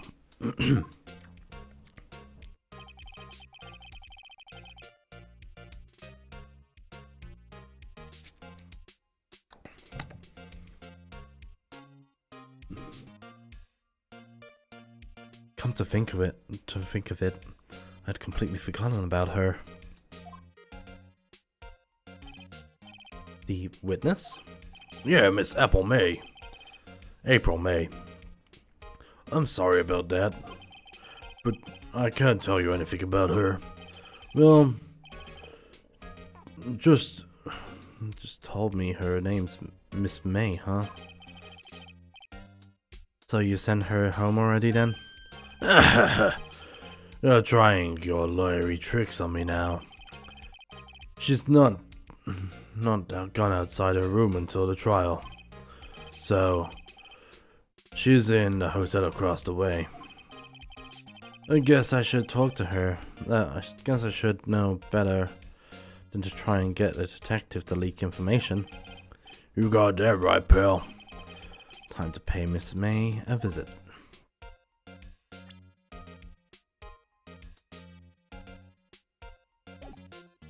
Move. Gatewater Hotel. Let's go. We are going. September 6th. Gateway Hotel. Room 303. Well, hello there, handsome. Hi. Smooth, right? Real smooth. You're the lawyer, aren't you? The detective told me. He said, don't say anything. Don't say nothing to that lawyer, pal. Teehee. Memo to self. Thanks, Detective Cumshoe, for making my job harder. Jeez, this is all like something out of a movie. It's all so exciting, I can hardly contain myself. Oh, let me go freshen up so I can look the part for the beautiful eyewitness. I pity the lawyer who has to cross-examine this one. Examine. Boop. There's a screwdriver stuck in the drawer. I wonder what's inside. Let's take a look. Hey! Hey! What are you doing? No touching. Bad boy. You really shouldn't you shouldn't pry around other people's rooms now. You wouldn't want to make them upset now, would you? Upset? I thought she was going to explode for a second there. I wonder what could be inside that drawer. Talk. Do you think you could tell me something? I need you to describe what you observed at the time of the incident. Oh, observed incident. You sound just like a lawyer in the movies. I like a man with a big vocabulary. Oh god. Better not encourage her. You know that things like that, you know that thing that occurred, happened the other day? That bad thing? What did you see happen? I don't suppose you could tell me about that, pretty please. Let's see. Well, dream on. If you want to know, you'll just have to come to court tomorrow, Mr. Lawyer. Oh boy. Could you just... Who exactly are you?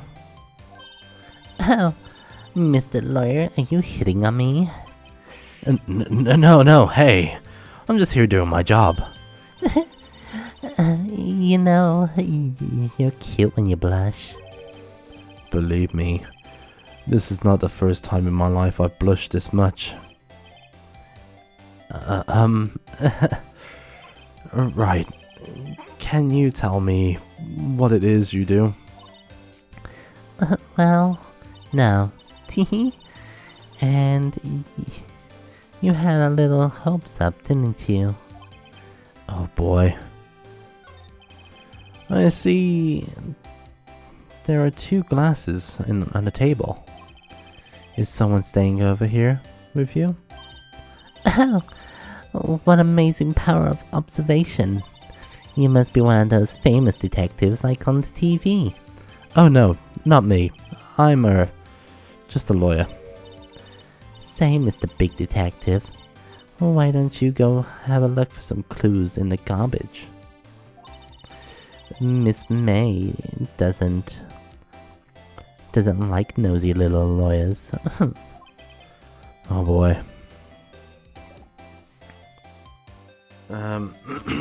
Move.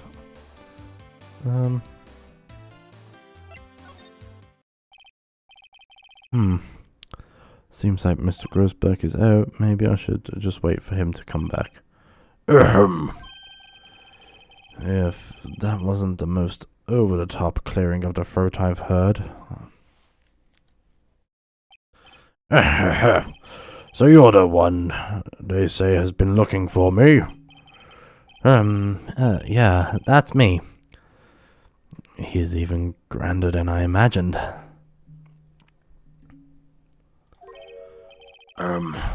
That badge on your collar. So you're a lawyer, are you now? Yes. Well, yeah. And what do you want? I'm not particularly busy these days. Please proceed. Not busy? Then how come no one could get in touch with you? Something the matter? Yes, I just clicked off of my game. You come to see me, one and only Marvin Grossberg, did you not? Well, here I am, boy. Boy, what do you want? Help with it. Well, sir, actually, it's about Maya Fey. Yeah, Maya Fey, go on. What a strange reaction. Ch- ch- I'm quite sorry. I'm quite busy here, son. I can't go talking cases on the day notice. Taking cases on the day's notice. No, it's quite impossible. Wait a second. How did you know the trial was tomorrow? Anyway, I'm afraid it's entirely impossible for me to represent her. Sorry. End of discussion. What's going on here? He refused me before I even got a chance to ask him. What do I tell Maya?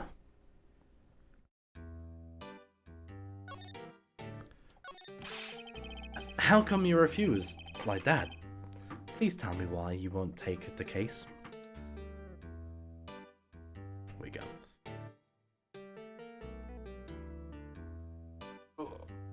Yeah.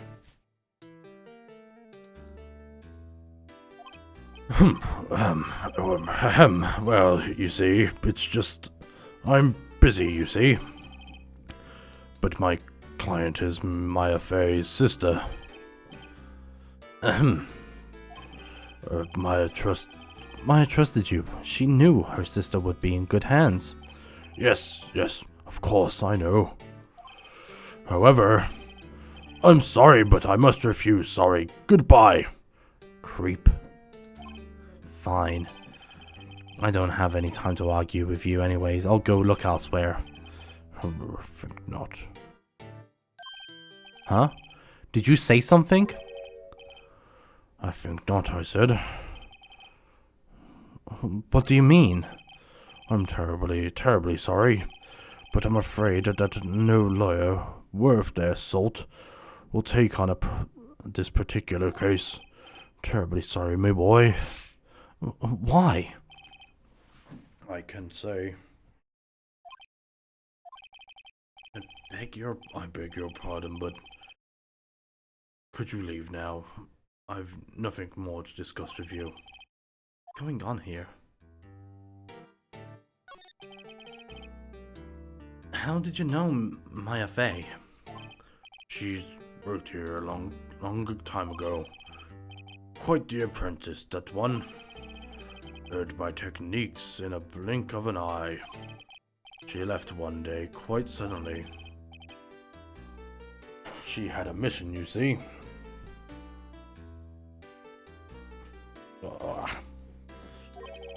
A mission? You could see it in her eyes. She followed it with a burning passion, never looked back at that one. That's quite a painting. You noticed. That's my pride and joy. Impressive, isn't it? Well, isn't it? The color of the sky, the hue of the sea, the waves of the straw hat. It's worth at least 3 million.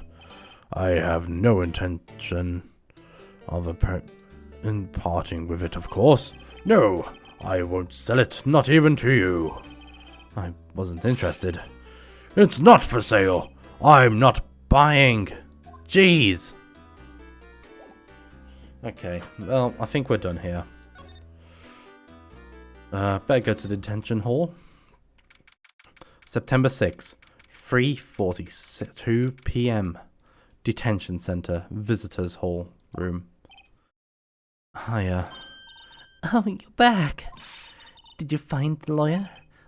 Well, what do I tell her? Well, just be honest. I really don't think you should use that guy. He didn't seem healthy. He was all skin and bones. What really happened? You don't mean he refused to help? Ugh. I see. I've been abandoned and...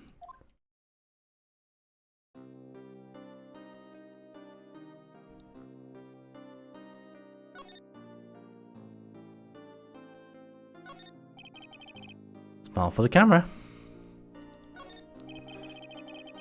This guy's guard monitors the visitor's room. He hasn't moved an inch. He's a real pro, this guy. Okay. Just in case.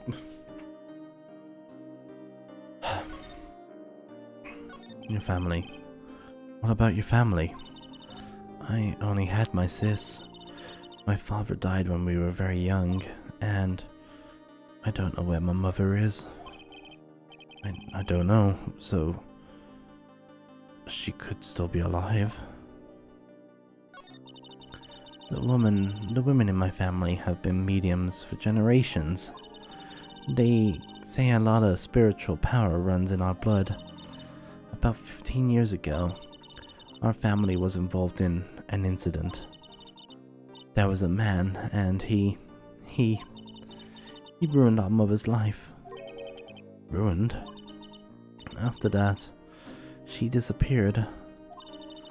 Several years after that, my sister announced she would become a lawyer, and she left the mountains. So, you live by yourself? Yeah. I've gotten used to it. Oh. Also, I had to become independent or I'd lose my powers. I felt bad for her. So, who was this man, who ruined your mother? About 15 years ago, there was an unusual murder case. A murderer? It made quite a stir. Everyone was talking about it, apparently. The police were running about out of leads, and they were getting desperate. Wait, they didn't use a spirit medium, did they? The police convinced my mother to try to contact the victim. Wow, so what happened? The case was solved. We fought. You fought? The man my mother helped, the police capture, was innocent.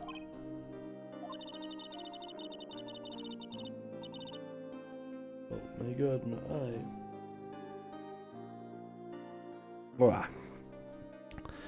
The police conclusion with a medium had been carried out in secret, of course, but a man found out about it and leaked it to the press. He told the papers that my mother was a fraud, and the media jumped on it big time. She was my mother. My mother became a laughingstock of the nation. I see. White. Excuse me? White? That was his name. My sister told me. White. Just a little longer now, before the state-appointed lawyer becomes, I guess. 4 p.m. Time's up. What should I do? Quills is playing Football Manager. Excuse me, Quills. I've made up my mind. I'm gonna defend you whether you want me to or not. Why? Why? Well...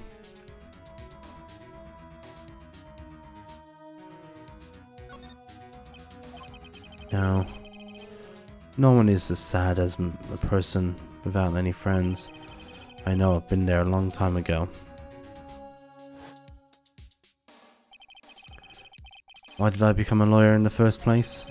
Because someone had to look out for the people who have no one on their side.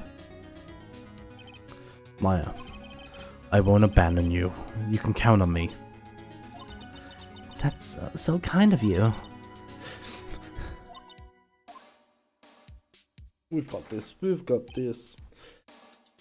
Well, let's fight this one and get you out of here. Right. Thank you. Phew, she smiled at last. She looks like an entirely different person. Last question. Are you innocent? You are innocent, right? Yes. And I trust you, so you trust me too, okay? It's a deal. So, what next? There's something that's been bugging me. Just what was inside that strange woman's drawer? When I tried to open the drawer, she got all defensive. There had to be something in there.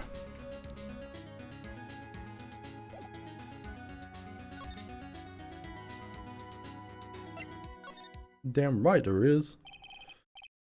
Good afternoon, sir. Excuse me. Excuse me, you are? I beg your pardon, sir. I'm the bellboy of this establishment at your service, sir. Oh, right. I've just come up to deliver room service, sir. Do you know where Miss May might be? I guess Miss May is currently using the facilities. If you're no need of anything, I'll be taking my leave. Please stay as long as you like. Enjoy. Yeah. Wait. No, hey. Why does it seem like every time I come here I end up embarrassing myself? Wait, now's my chance to snoop around. I almost forgot. You came back quick. Might I ask if you can inform Miss May, that there is a message for her? Please tell her Mr. White of Blue Corp phoned. Oh, right, sure. Mr. White of Blue Corp. Where have I heard that name? White. That was his name. My sister told me. White was the name of the guy who ruined Mia and Maya's mother. Could it be a coincidence? Okay, we ain't got time. Go. There's a screwdriver sticking outside the top drawer. Now's my chance. What's inside? What do we have here? A wiretap? What would a woman like her be doing with a thing like this? Wiretap, found in Miss May's room. There's definitely something suspicious about this, Miss May. Would she have something to do in this hotel room? There's a story behind it, I know it. Alright. I'll be using this bit of evidence tomorrow, that's for sure. For Maya's sake, I'll get this woman's... I'll get this woman's bottom. I mean, you know what I mean. Oh, bellboy, you still here? Uh-oh. Time to scram. I look forward to tangoing with you tomorrow, Miss May. In court. In court. To be continued.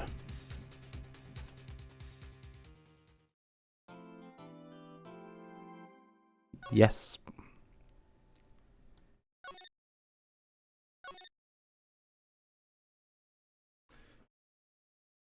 Okay.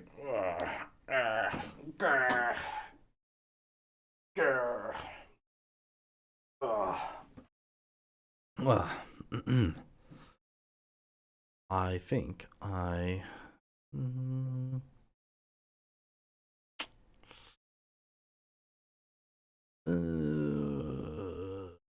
I go for another... I complete this one, I think.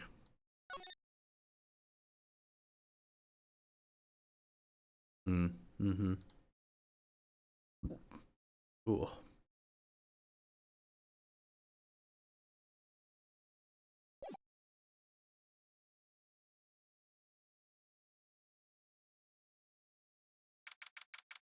September 7, 10 a.m. District Court, room number 1.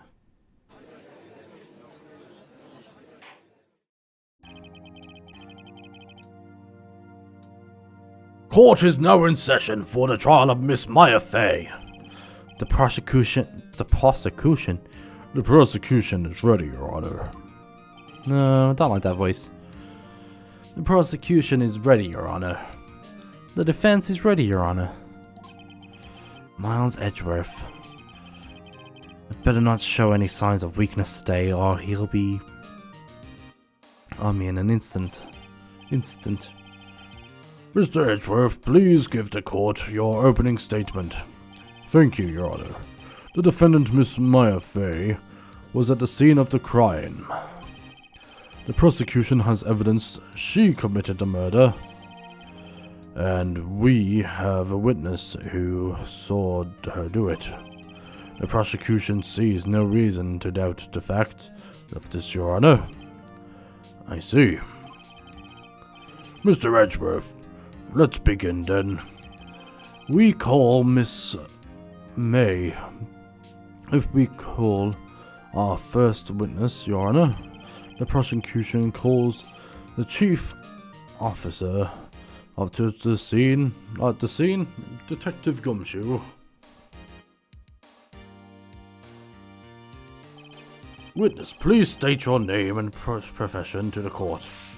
Sir, name's Dick Gumshoe. I'm the detective in charge of the homicide down precinct. Detective Gumshoe, please describe to us the details of the murder. Very well, sir. Let me use this floor map of the office to explain.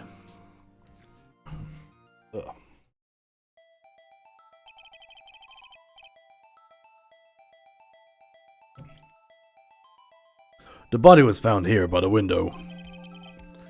And the cause of death, loss of blood due to being struck by a blunt object, sir. The murder weapon was a statue, the finger, found next to the body, sir. It was heavy enough to be a deadly weapon, even in a girl's hands. The court accepts this evidence, a statue as evidence. They're still calling it a statue? Floor plan has been added to the court record. Now, detective. Yes, sir. You immediately arrested Miss Maya Fey, who was found at the scene, correct? Can you tell me why? Yes, sir. I had hard evidence to believe that she did it. Detective Gumshoe, please testify to the court about this hard evidence. And why is it down below in your trousers? Witness testimony. Maya Fey's arrest. As soon as the phone call came through, I rushed to the scene. There were two people already there. The defendant, Miss Maya Fey, and the lawyer, Mr. Felix Wright. I immediately arrested Miss Maya Fey. Why, we had a witness account describing her. The witness says the witness saw Miss Maya Fey at the very moment of the murder.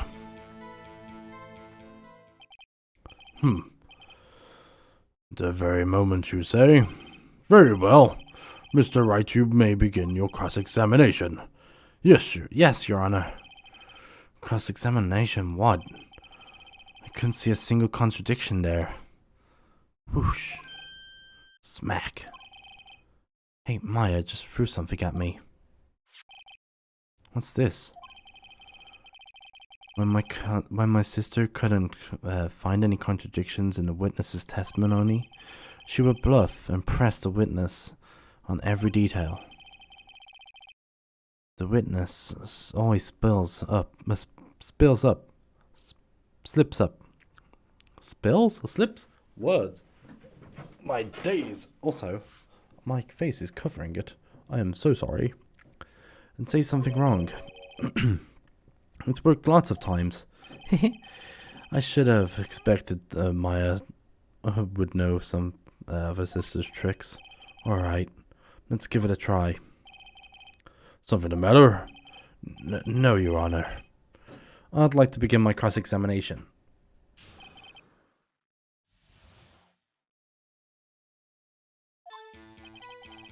As soon as the phone call, okay.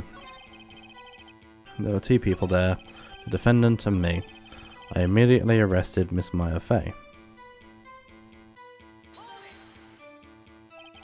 Why is that? What's your reason? Why? We had a witness account describing her.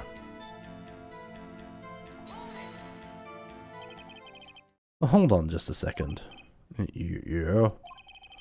If I heard correctly, you said you arrested her because you had hard evidence. Is that she did it, correct? Yeah. Did I say that? Me? I heard you say it. Yeah, you did. You did say it. Exactly. What about this woman? What about this suspicious woman in pink claimed was hard evidence? What? Miss May isn't suspicious. She sure isn't pink, pal. Well, I guess she is pink. That's enough, Detective Gumshoe. Oh, that's enough. Do you have any more solid proof other than her claims, Detective? I guess pressing can be advantageous. There, words. Oh my god. Hello. Yeah. Sorry.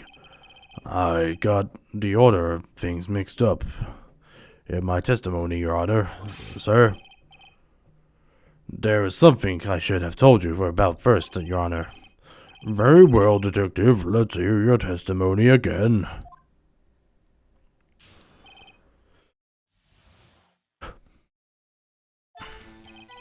After securing the suspect, I examined the scene of the crime with my own eyes. I found a memo written on a piece of paper next to the victim's body.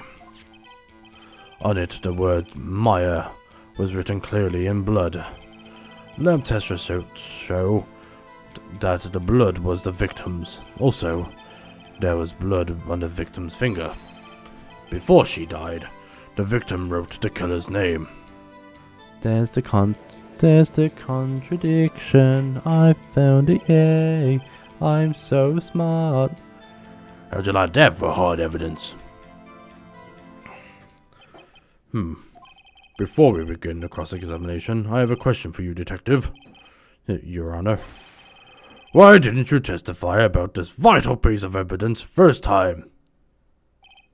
I know, I'm real embarrassed. I forgot about it, sir, Your Honor. Try to be more careful. Very well, defendant. Defense may begin cross-examination. Right. Let's do it. Let's do it. We got this. Yep. Found a memo. Yep.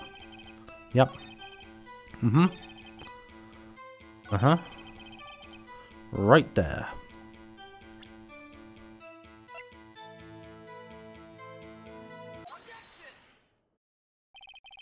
Detective Gumshoe, there's one thing I want you to clarify for me here. You say the victim Maya Fey wrote this note? That she was accusing the defendant, Miss Maya Fey? That's really what you're saying? What? This isn't one of those lawyer tricks now, is it, pal? Of course she wrote it. Who else could have? You have it backwards, Detective. But backwards? The victim was the only person who absolutely could not have written this. The report from the department, Detective. Immediate death due to a blow from a blunt object. She died immediately. But? No butting your way out of this one, Detective. Order! Order! The defense has a point.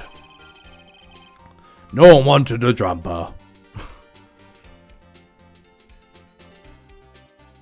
Someone who died immediately wouldn't have had time to write down anything. Mr. Wright, I beg your pardon, but when exactly did you obtain that autopsy report? When?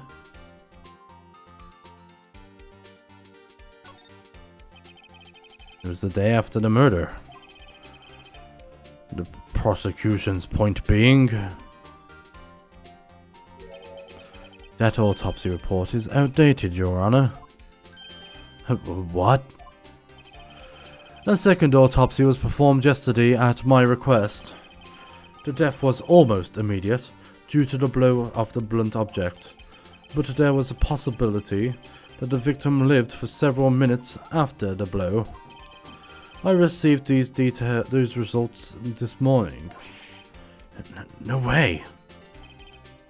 Your Honor, it's quite easy to imagine that the victim did have time to write down Maya. That is all. I see. Damn you, Edgeworth. I should have known something was up your sleeve. Why, Mr. Wright, you look shocked. Something you want to say?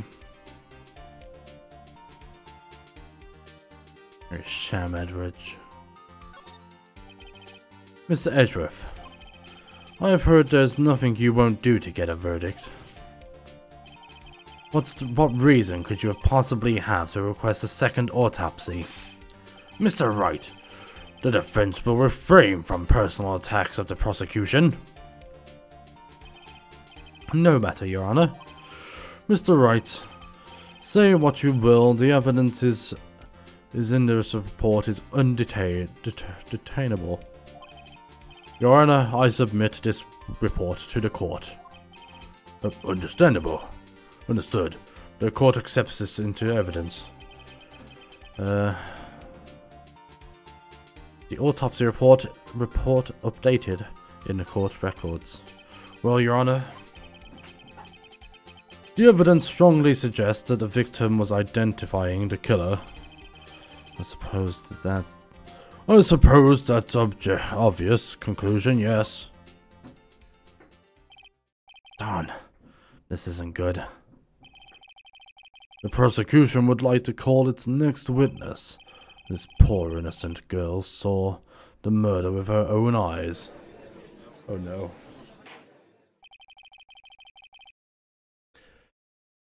Let's let the witness, Miss April Mary, take the stand. I'm gonna get myself a drink quickly, so I'm just gonna put a BRB on, and I'll be back in a moment.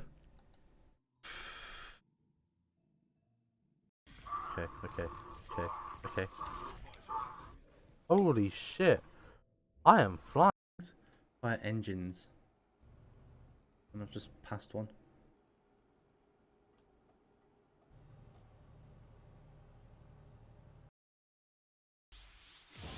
I will show you what it feels like to go even further beyond.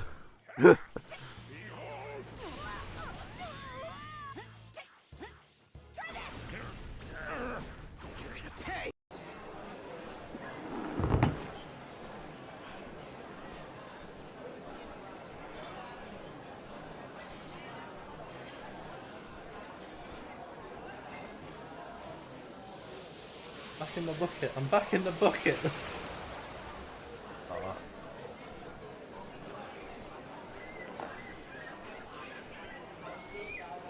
Wow, yeah.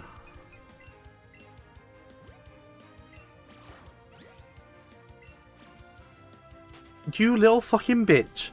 Fucking ate the berry and ran. Absolutely terrible.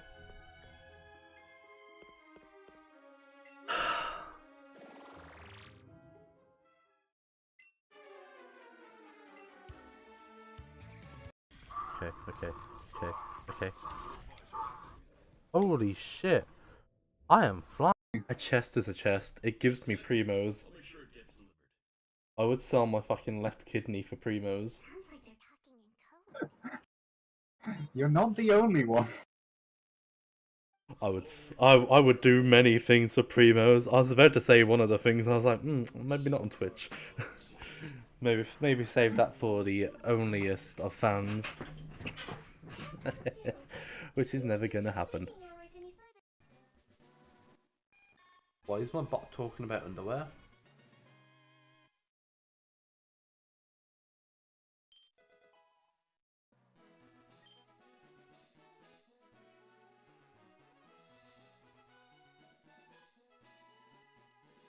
Oh. There's underwater, not underwear.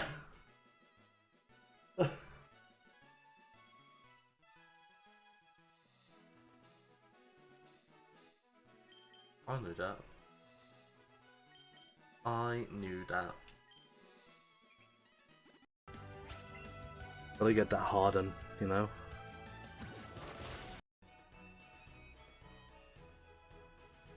Ninja, you naughty girl. You know what you've done. You need to be a good girl to make Daddy happy.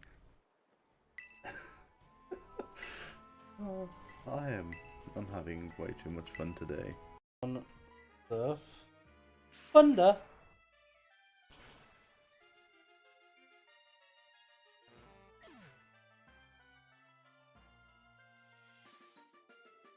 Oh. Fuck.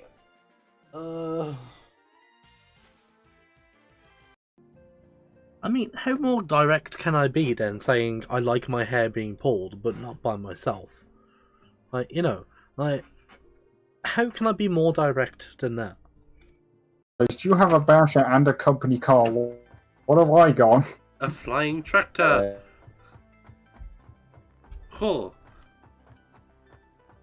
But that's just for work. I can't use it outside of work. What the? And I can use my company. I can use my company car outside of work. I have to fucking. I can drive on pavement. Where the fuck did I go? Okay, it's ready. Yeah. Hold on. Oh my god. Ali, you're a right weirdo. Just. Sorry. You didn't see that. That's abusive. I don't have a net. It was Eugene over here. It was all him. Actually, no, it's Sahara. It's definitely Sahara. No, don't ban me for abuse. Oh, I do not like that.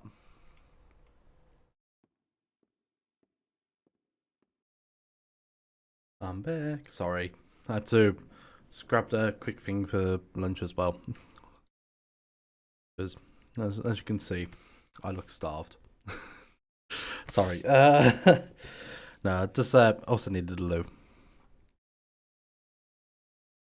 Let the witness,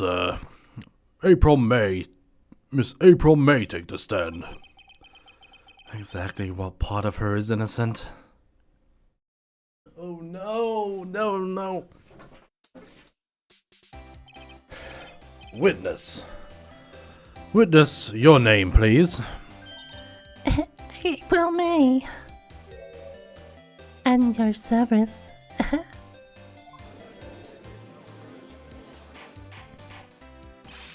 Order. An introduction should not require any reaction from the crowd.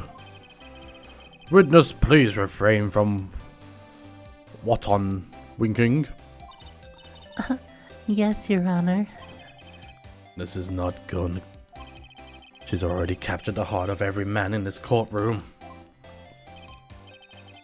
Tell us, where were you on the night of September 5th, when the murder occurred? Gee, I was like in my hotel room. I checked in right after lunch. I checked in right after lunch. And the hotel is directly across from the Fayco law office. Mm-hmm. That's right, big boy.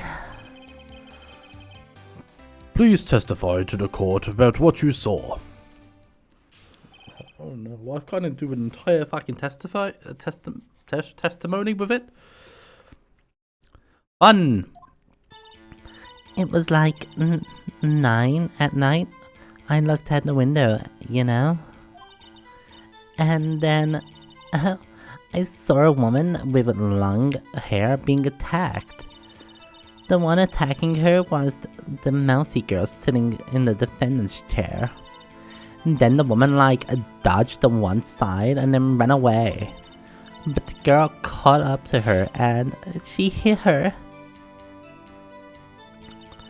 Then the woman with the long hair, she kind of slumped.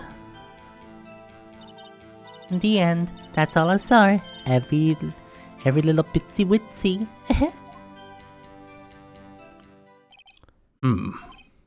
Well, Your Honor, I see. It is a remarkably solid testimony. I don't see any trouble to witness any. Wait, Your Honor. Yes, Mr. Wright. What about my cross-examination? I thought the witness's testimony just now was quite firm, didn't you? Mr. Wright, I understand you were Miss Fay's understudy, were you not? You must know her techniques quite well. Her cowardly way of finding tiny faults in perfectly good testimonies. Hey, how dare you? Mr. Wright, will you cross-examine this witness? I'm doing it right now, bitch. Let's go. I'll gladly cross-examine. If only because I have a feeling Edgeworth doesn't want me to. She has some weakness. Very well. You may begin your cross-examination. Witness account. It was like 9 p.m. Okay, let me first, hold on. Let me actually look. Okay, there's no time. That's a conversation. Well, we know she got into the room before then because Maya got there about 9 and there's a wiretap there.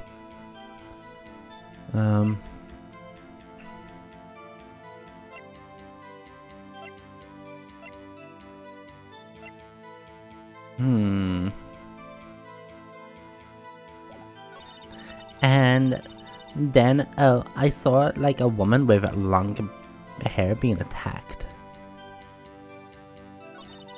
And then when attacking her was the mousy girl sitting over there in the defendant's chair.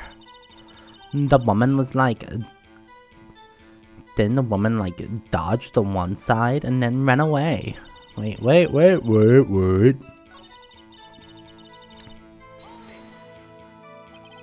She dodged? Dodged what? Well, the attack. Please continue your testimony. It's gotta be that, right? Like, look at the floor plan.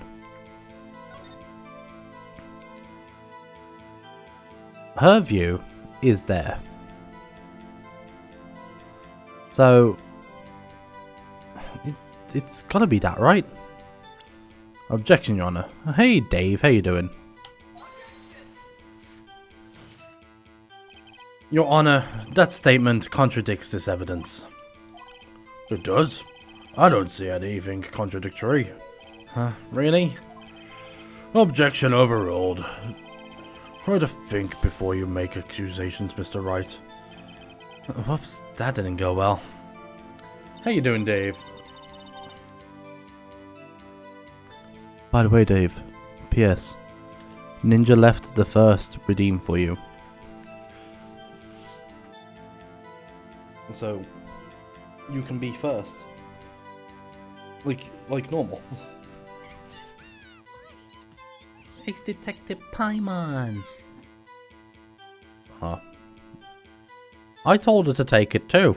She didn't listen.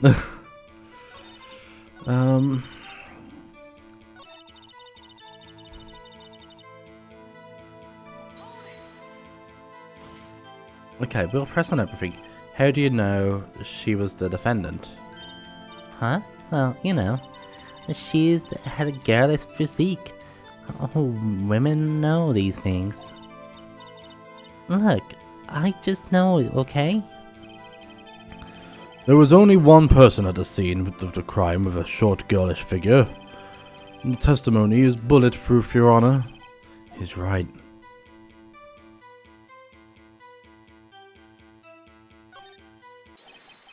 Hold on a moment.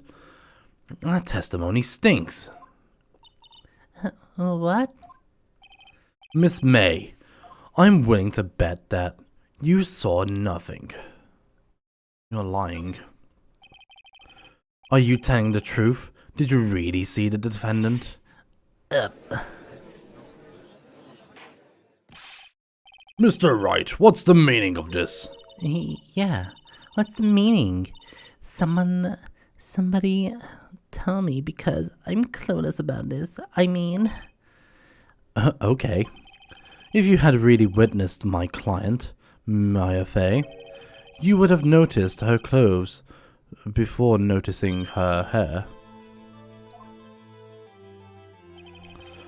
No one wears clothes like this on a daily basis except her. And I'm not an expert on fashion, but her hairdo looks far from normal to me. However, the witness's testimony mentions neither of these things. The testimony is bogus. But... Still, we don't know if she was dressed like that the night of the murder. She was, Your Honor. I saw her. And so did the Detective Gumshoe. What do you say to that, Miss May? Rawr! Are you trying to say... What are you trying to say, you mean liar? I saw what I saw. I just didn't think all of the terrifying little details were necessary, darling. Miss May, the court would like you to remind you to please omit nothing from your testimony. Sorry, Your Honor. I'll be a good girl, I promise. Oh my fucking god, I feel sick saying that.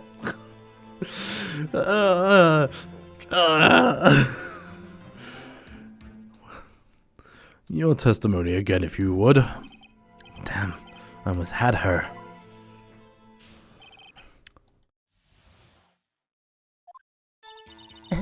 I did see everything, I did.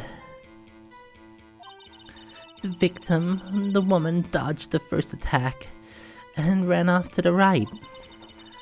Then the girl with the hippie clothes ran after her. And then she hit her with the weapon. I saw it, I did. That clock, kind of statue, the clock thinker thing, I think. Well, does the accuracy of my reports startle you, Teehee? I see. Only wish you had been more detailed from the beginning. Please begin your cross-examination. How the fuck did she see it, bitch? I did see everything. The victim was the woman who attacked, ran off to the right, then the girl with the hippie clothes ran after her. And she hit her with that weapon. I saw it. I did. That, clocky thing. A clock? Didn't this come up in another testimony recently? Well, don't you look at so sour, Mr. Lawyer. You can't win them all. No, but I have a feeling I'm onto something now.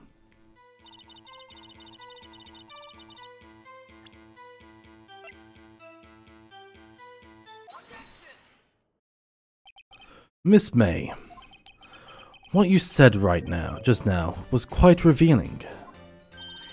Revealing? Oh, you'd like that, wouldn't you, Mr. Naughty Lawyer? You said that this statue of the thinker was a clock, but there's no way of knowing that just by looking at it. Another person in much of the same position as you recently called it a clock too, and he was found guilty of murder. Order! Order! Miss May, can you explain how you know this was a clock? The witness saw the murder with her own eyes. That is all that is important here. The defense is trying to confuse the issue with a trivial concerns. Yes, of course. You will withdraw your question, Mr. Wright. But questions are all I have, Your Honor. And, as you may recall, I've caught murderers with these questions before. Well, only once. Objection sustained. You may continue questioning. You may continue to question the witness. Yeah, that was close. If he had stopped me, the trial would have been over. What? So, what happens now? What happens now is you answer my questions. How did you know it was a clock? What? That's because I heard it. Yes, I heard it say the time. So you've been to the law office of Faye & Co? No, hey, I didn't say that. Why would I go there? I heard it from my hotel room. The lawyer's office, where the murder is close. The lawyer's office of Faye & Co, where the murder took place, is very close to the hotel. She could have easily have heard the clock. Well, Mr. Wright, are you satisfied? Nah, fam. No, Your Honor. I can't give up now. I'm not satisfied because she couldn't, it couldn't have rang. She couldn't have heard it. You were at the hotel. There is no way you could have heard the clock go off in the building next door. You have proof of that? That she couldn't not? Amateurs. Listen to me, Mr. Wright. In the courtroom, proof is everything. Without it, you have nothing. You are nothing. Then I would like to propose a test to see if she could have heard it. The prosecution denies your request. Oh, fuck. What? On what grounds?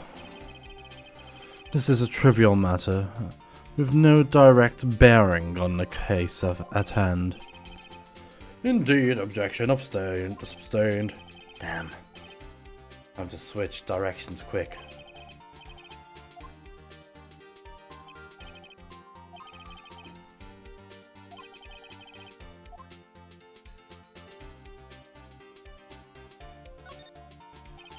Your Honor, members of the court, it is inconceivable that the clock in question rang. It's empty. That clock is missing clockwork.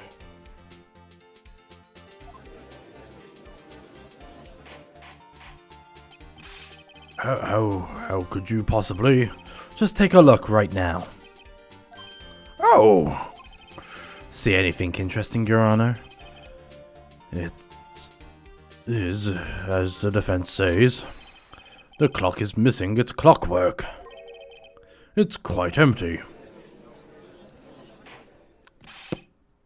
Mr. Wright, would you care to explain to the court the meaning of this? It is as you can see, the clock was empty. It couldn't have rung. Therefore, this witness is a big, fat liar. Fat? Well, Miss May? Tisk, tisk. Quite the show you put on for us, Mr. Wright. He knew the clock was empty, somehow. He knew. I'm afraid you've forgotten one thing, however. Indeed, the clock was empty, as you say. It cannot ring. However, we must ask, when was the clockwork removed? If it was after the witness heard the clock, then there is no contradiction. That's true. That is a possibility. The clock might have been emptied after she heard it. And that is exactly what happened, Your Honor. Well, Mr. Wright, can you prove what happened to the clock when it was removed? Impossible, of course. I have proof. What? Wasn't it you who told me proof is everything? Well, I was listening. And now I'll show you the proof you like so much. And the evidence that proves that the clockwork was removed. That one.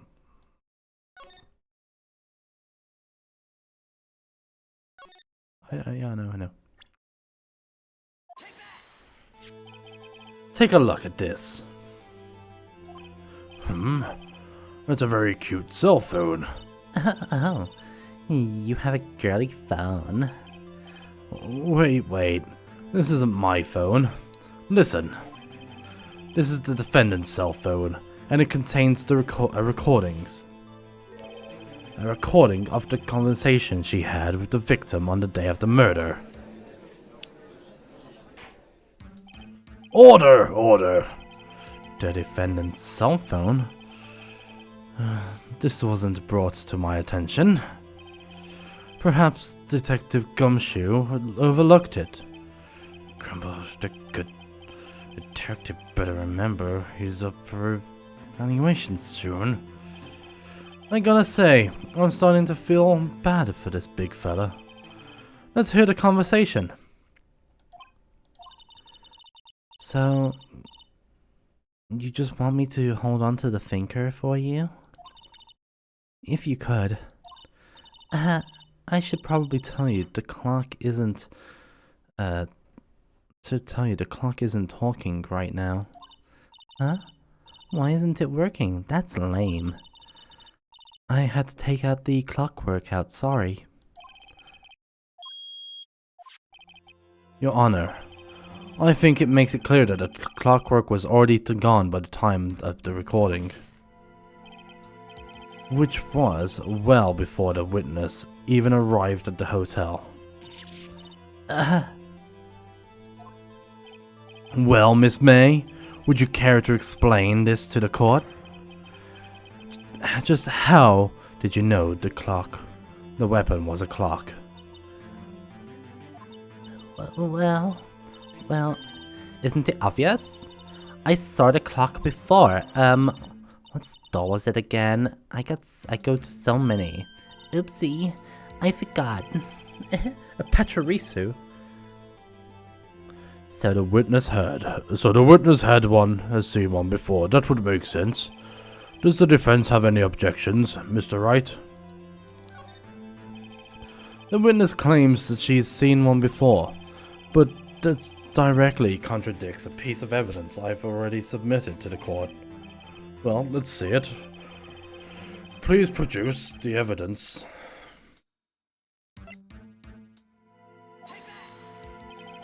It's simple.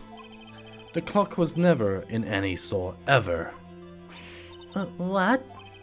A friend of mine made that clock. Only two exist in the world, and one of those is here in the police custody. Impossible. Everything is sold in stores. Miss May, I think it's high time you went shopping for a better excuse. Oh, fucking Jesus Christ. Fuck me. Phoenix, you fucking master of words, master of them all. Fuck Jesus. That was fucking beautiful.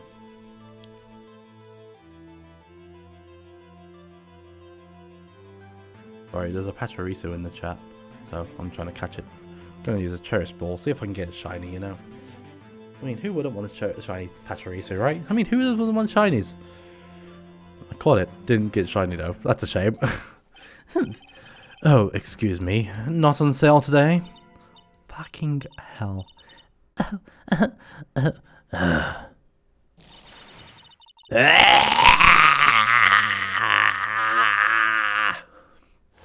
Look at them tits bounce, move, boom. What is it? What's it to you? Porcelain head? That stupid clock doesn't matter, okay? She did it, and she should die for it. Die! Oh, my voice. My throat, my voice box. Whoa. Let's not get ahead of ourselves. This is a court of law, and the witness will remain calm. Ugh. Ugh. Oh. Oh. Silly me. Oh. Did I, lose it? I guess I did. This is scary. Miss May, let me ask. Tell me, how did you know the weapon was a clock? Oh dear. Does the defense have an opinion on this behavior? Yes, Your Honor. Let me explain how I see the truth of the matter. Miss April May, you knew the weapon was a clock because you had heard about it. You heard it. This is familiar territory. I'll approach it the same way I approached with Larry. Miss May held that very clock in her hand. Wait, what? When she used it to strike the victim.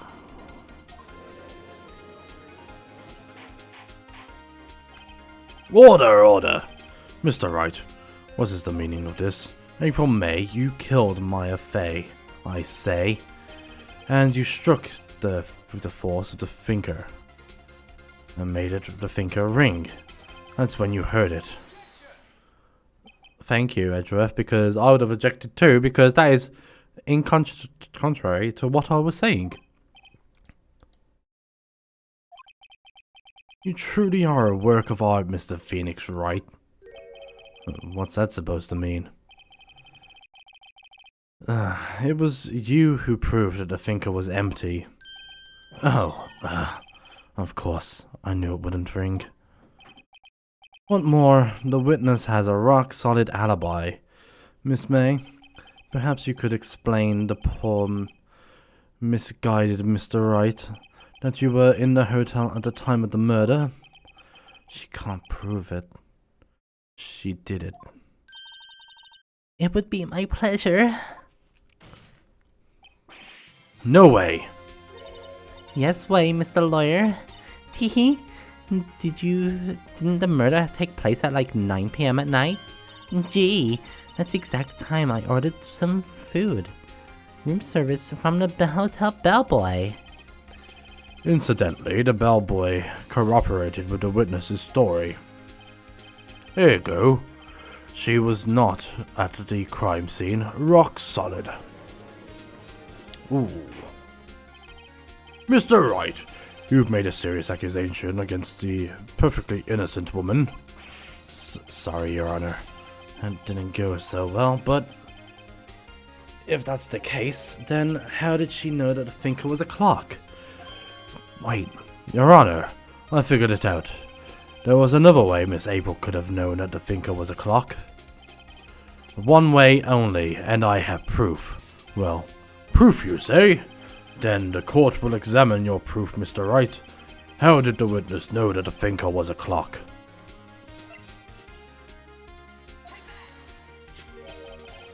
Have a look at this. Oh, that... I found this in Miss May's room. My voice, help me. Help.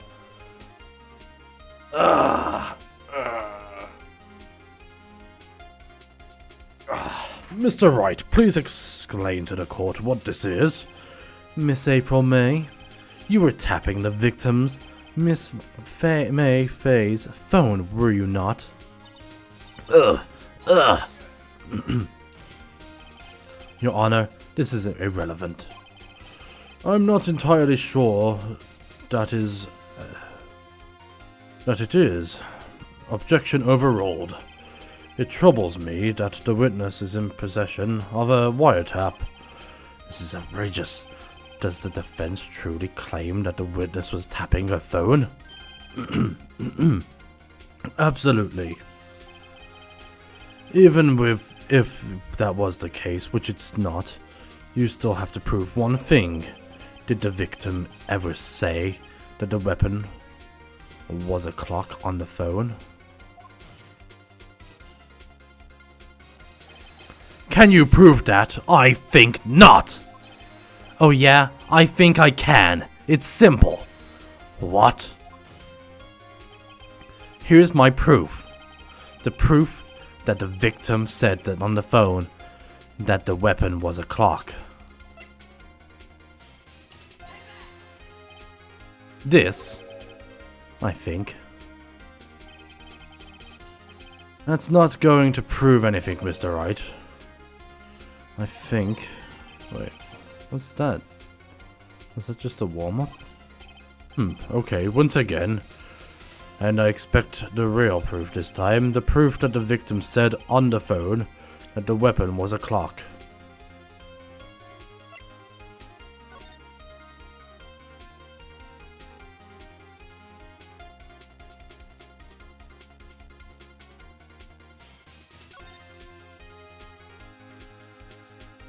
It's right there.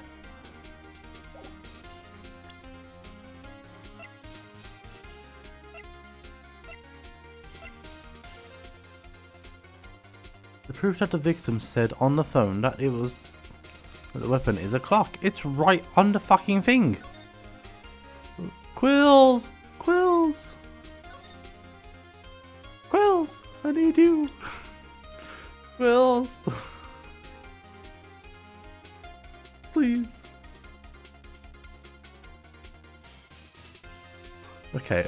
Think, Bear, think. If the phone's not good evidence, it's gotta be the phone, though.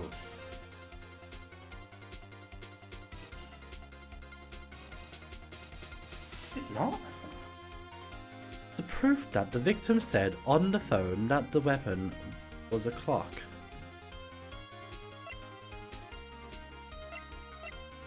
A department store receipt with the...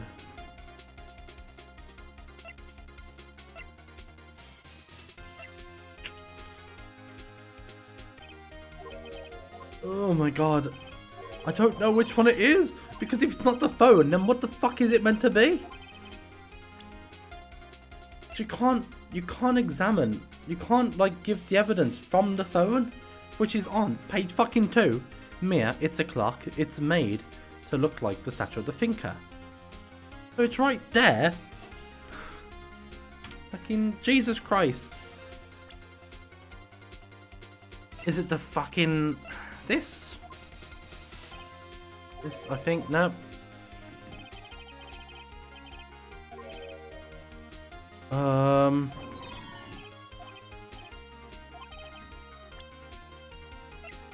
It can't be this, right?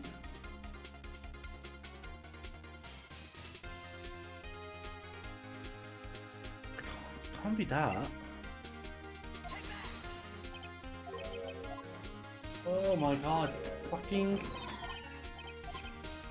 brain, please. No.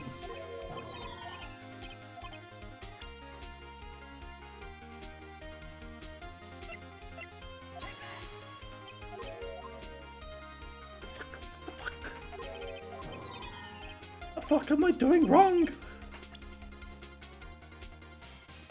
Floor plan?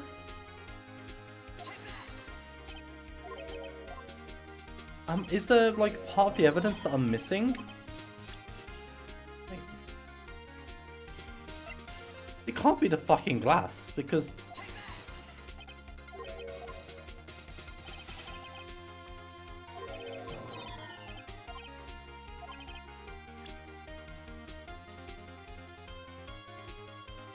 I've used everything.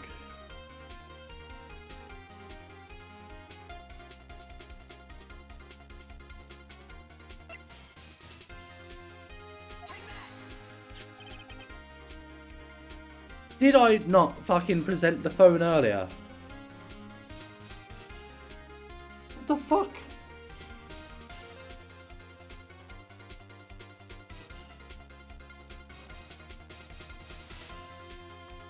I presented the phone. It was meant to be. Oh my fucking God. Boy. Yes, we've seen that. Listen once more. to the conversation between the defendant and the victim. What's up? You haven't called in a while. Well, actually, there's something I want you to hold on to me for. Again, what is it this time? It's a clock. Made to look like the statue of the thinker. And it tells you the time. Miss April May, you used the wiretap to listen in onto this conversation. And that's how you knew the thinker was a clock. Am I wrong?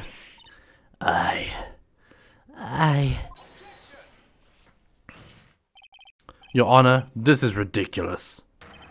Your Honor, look at the witness's face. Does she seem amused to you? The defendant demands an answer.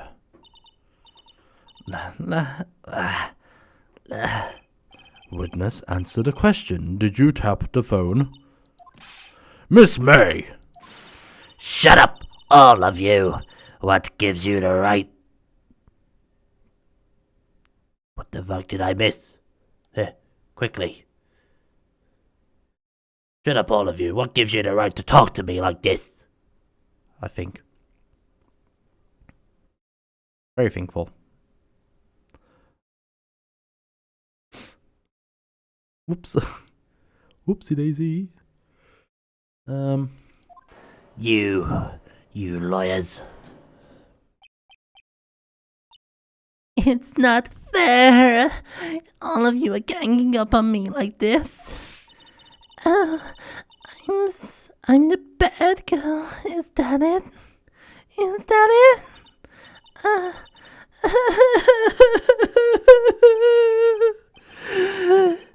That's it. The court has seen the real Miss May now. Now to deal the final blow. You did it, didn't you? Why the wiretapping? Miss May, why did you tap her phone?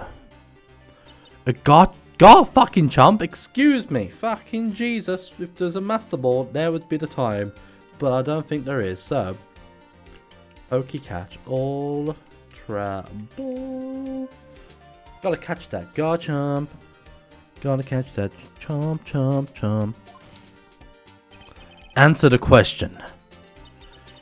Do I have to? Isn't it a murder trial? Why isn't tippity tapping irrelevant? God. She's saying exactly what Edward wants her to say. Miss May, you were tapping the phone of the victim. I hardly call that irrelevant. Let's go. While this court does not condone the defense's tone of voice he has a point. Well, Miss May, do you have an explanation for this court? At the time of the murder, I was in my hotel room getting room service. How could I have killed her? If you don't believe me, just ask the bellboy. Well, does the defense have anything to say? Well, come on, think of something.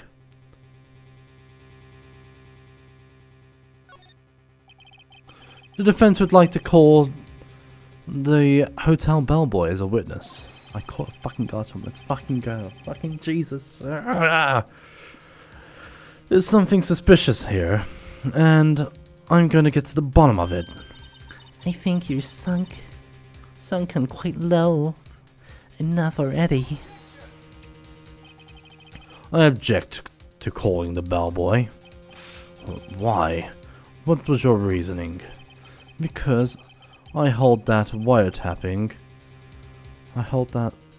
wiretapping had nothing to do with the killing. However, if you agree to one condition, I'll consent to the calling this witness. Condition? If Miss April May's alibi is not called into question after you examine the bellboy, then you will recognize that Miss April May was not the killer, thus is innocent. And thereby, you must also accept the verdict of guilty for Miss Maya Fey. That is my condition. What? I better find something suspicious in that bellboy's testimony. Otherwise Maya will be declared guilty on the spot. What should I do? Alright, I've got nothing to lose except, well, everything. Understood. I accept your condition. Fool. You fell right into my trap. Uh-oh. Wait. Very well. The court calls the hotel's bellboy to the stand. I believe we're already ready for the witness's testimony. He certainly does look like a bellboy. Yes, sir. I received your summons in the middle of work. Sir, I am happy to be of service. That tea set looks rather heavy, so without further ado, the witness may begin his testimony. Why not ask the fucking witness to put the fucking tea set down? Very good, sir.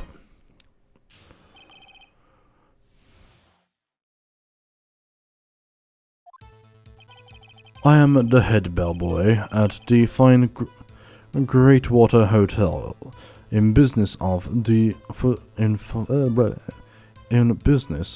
for 4 generations. I believe I received a call after 8 p.m. About 8 in the evening from the guest of Miss May. She asked for an iced coffee to be brought to her at 9 p.m. on the dot, sir. I brought it to her precisely as requested on time, of course, and I delivered the iced coffee to our guest, Miss May herself. I see. The defense may begin the cross-examination. Right. I'm ready, I hope. This is it. If I can't find Miss May was involved in the murder now, Maya will be finished. Oh no, I am screwed. I didn't see any kind of contradiction there. I am the head bellboy. Yeah, that's fine. I believe I received a phone call around 8. From my guest, Miss May. Are you sure it was Miss May on the phone? Absolutely. How can we be so certain? I checked Miss May in personally, sir. Not only did I see her in all her stunning radiance, but I also heard her voice. And then I saw them. The point being, I remembered her quite well, sir. Just didn't. Well then. She asked for an iced tea to be brought to her bang on 8. At 9. And on that, you say? Yes. I confirmed that detail several times. She was watching a program on TV and wished to drink after she finished, sir.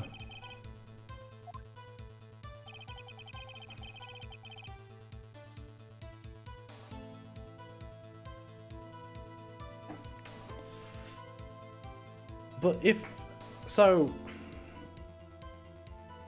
he brought the tea to her, or coffee, at 9 on the dot, then she wouldn't have saw the murder, although the murder would happen just before 9.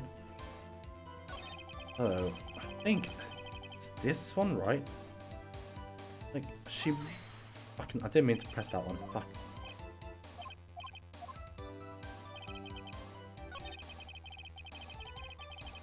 She must have knew it was bang on at 9.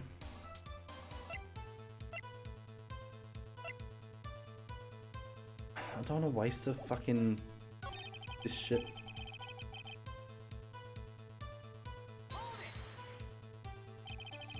Precisely 9 then.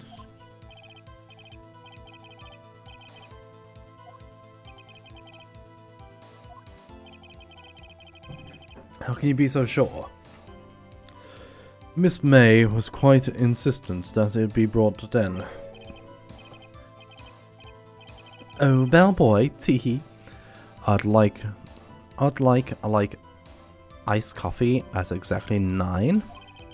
Something like that, sir. Therefore, I knocked on her door at the crack of 9. Why would she be so particular about the time?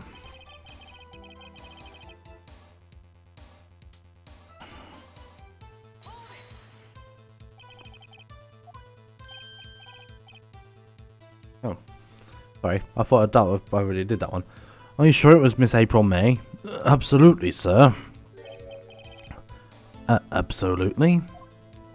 Yes, sir. As in, so very absolutely, sir. It's an endearing mannerism of mine. How come you're very certain? Well, I brought room service, sir. She's the guest. She favored me with an embrace, sir. Embracer, is that French for embrace? It's French for kiss, sir. But not French kiss, sir. More a peck on the cheek. Why would she have done that? I believe perhaps was momentarily swayed by my prim demure. Fucking very demure, very mindful. It was a moment I shall never forget, sir. Sounds pretty fishy to me. I think Miss May was up to something and wanted the bellboy to remember her. It's not good. There's nothing there. This is it. Tisk tisk. Finally, you understand.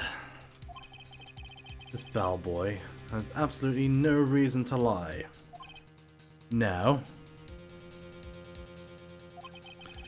if you have any discerning, I will rather end this tedious examination here.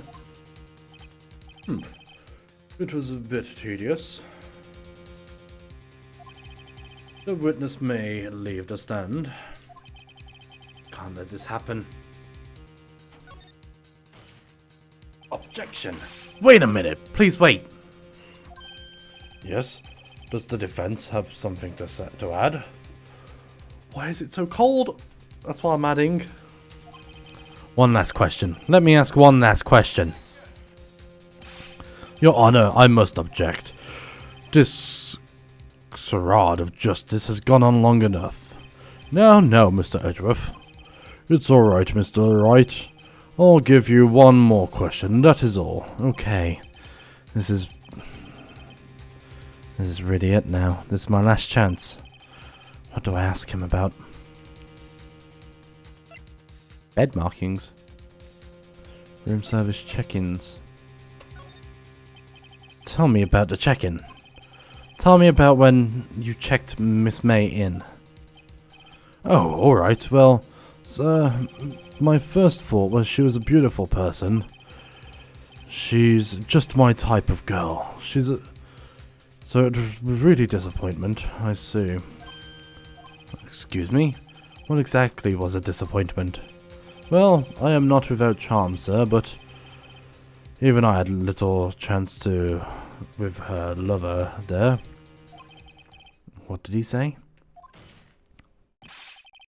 What did you say? Rather quite. Bellboy, tell us the truth now. Did Miss May check in with another person? I object. That was unobjectable. Objection overruled. The witness will answer the question. Yes, I see.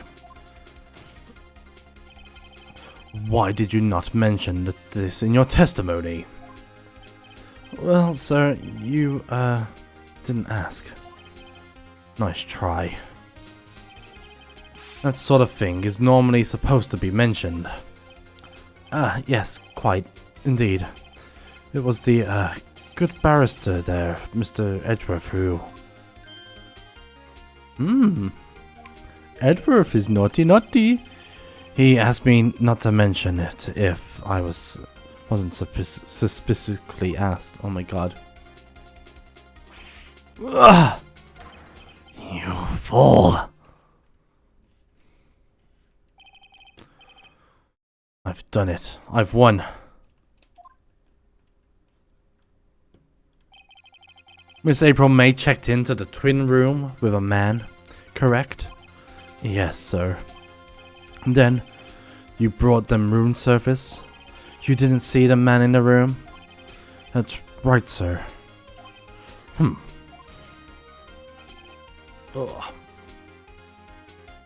Your Honor, we have learned of another person involved who may have been the murderer.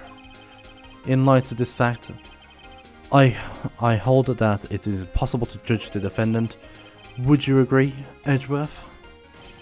And who, Mr. Wright, is the other person? Simple, it was.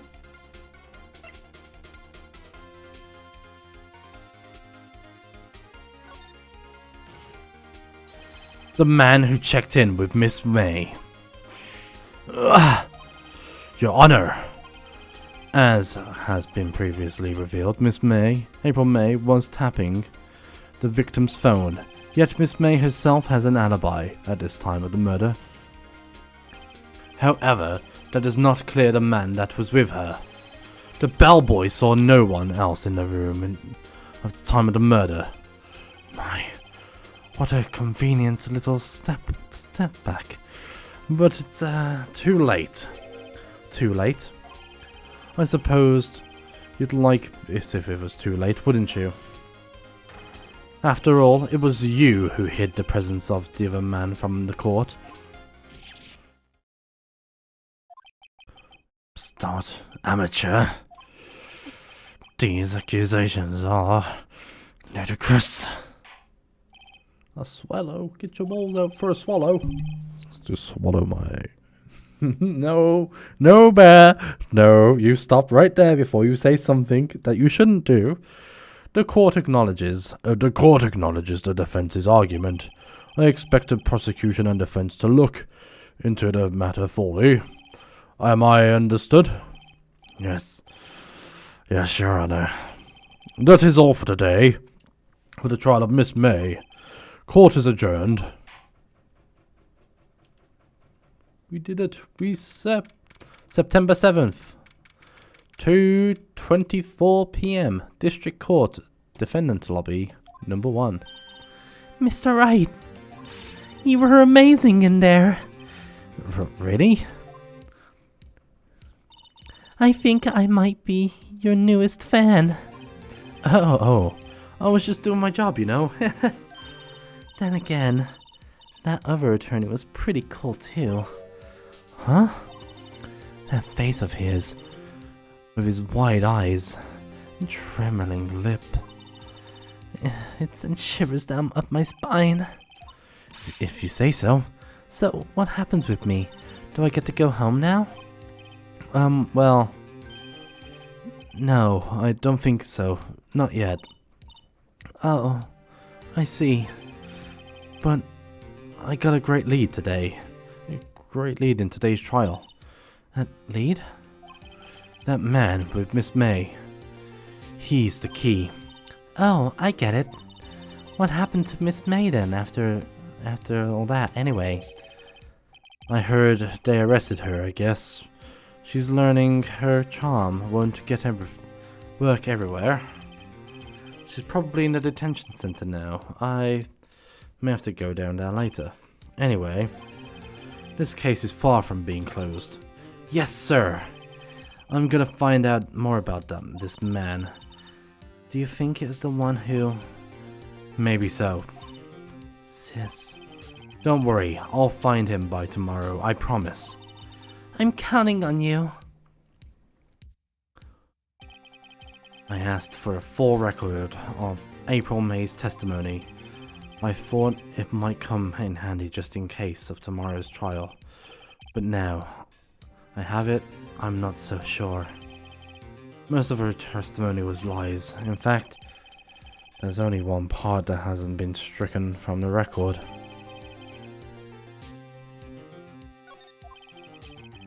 I don't know how much good it will do me, but that's all. Anyway, time to hit the pavement and do some investigating. Maya doesn't belong in that detention center, and it's up to me to set her free. Ooh. Okay, I'm gonna call it there. My voice is fucking dying. So, I will continue next time on stream.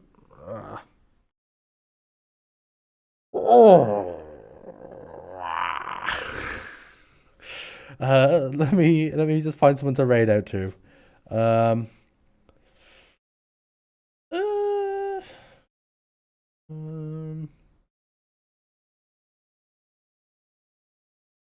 Let me see. Let me have a look.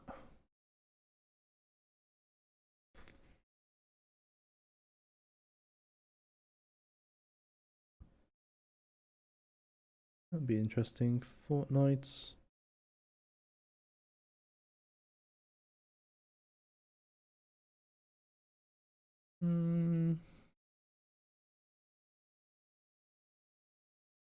Sure.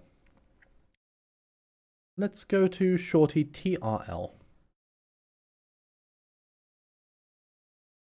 They are a part of my lovely stream team that I am with. Raid. Raid. So make sure to send some love, and if you want, copy down the raid message, and let's have a good time. And I hope you all have a beautiful, fantastic, sexy day, like those sexy people that you are, and make sure you live the most of the day. So see you next time. Bye.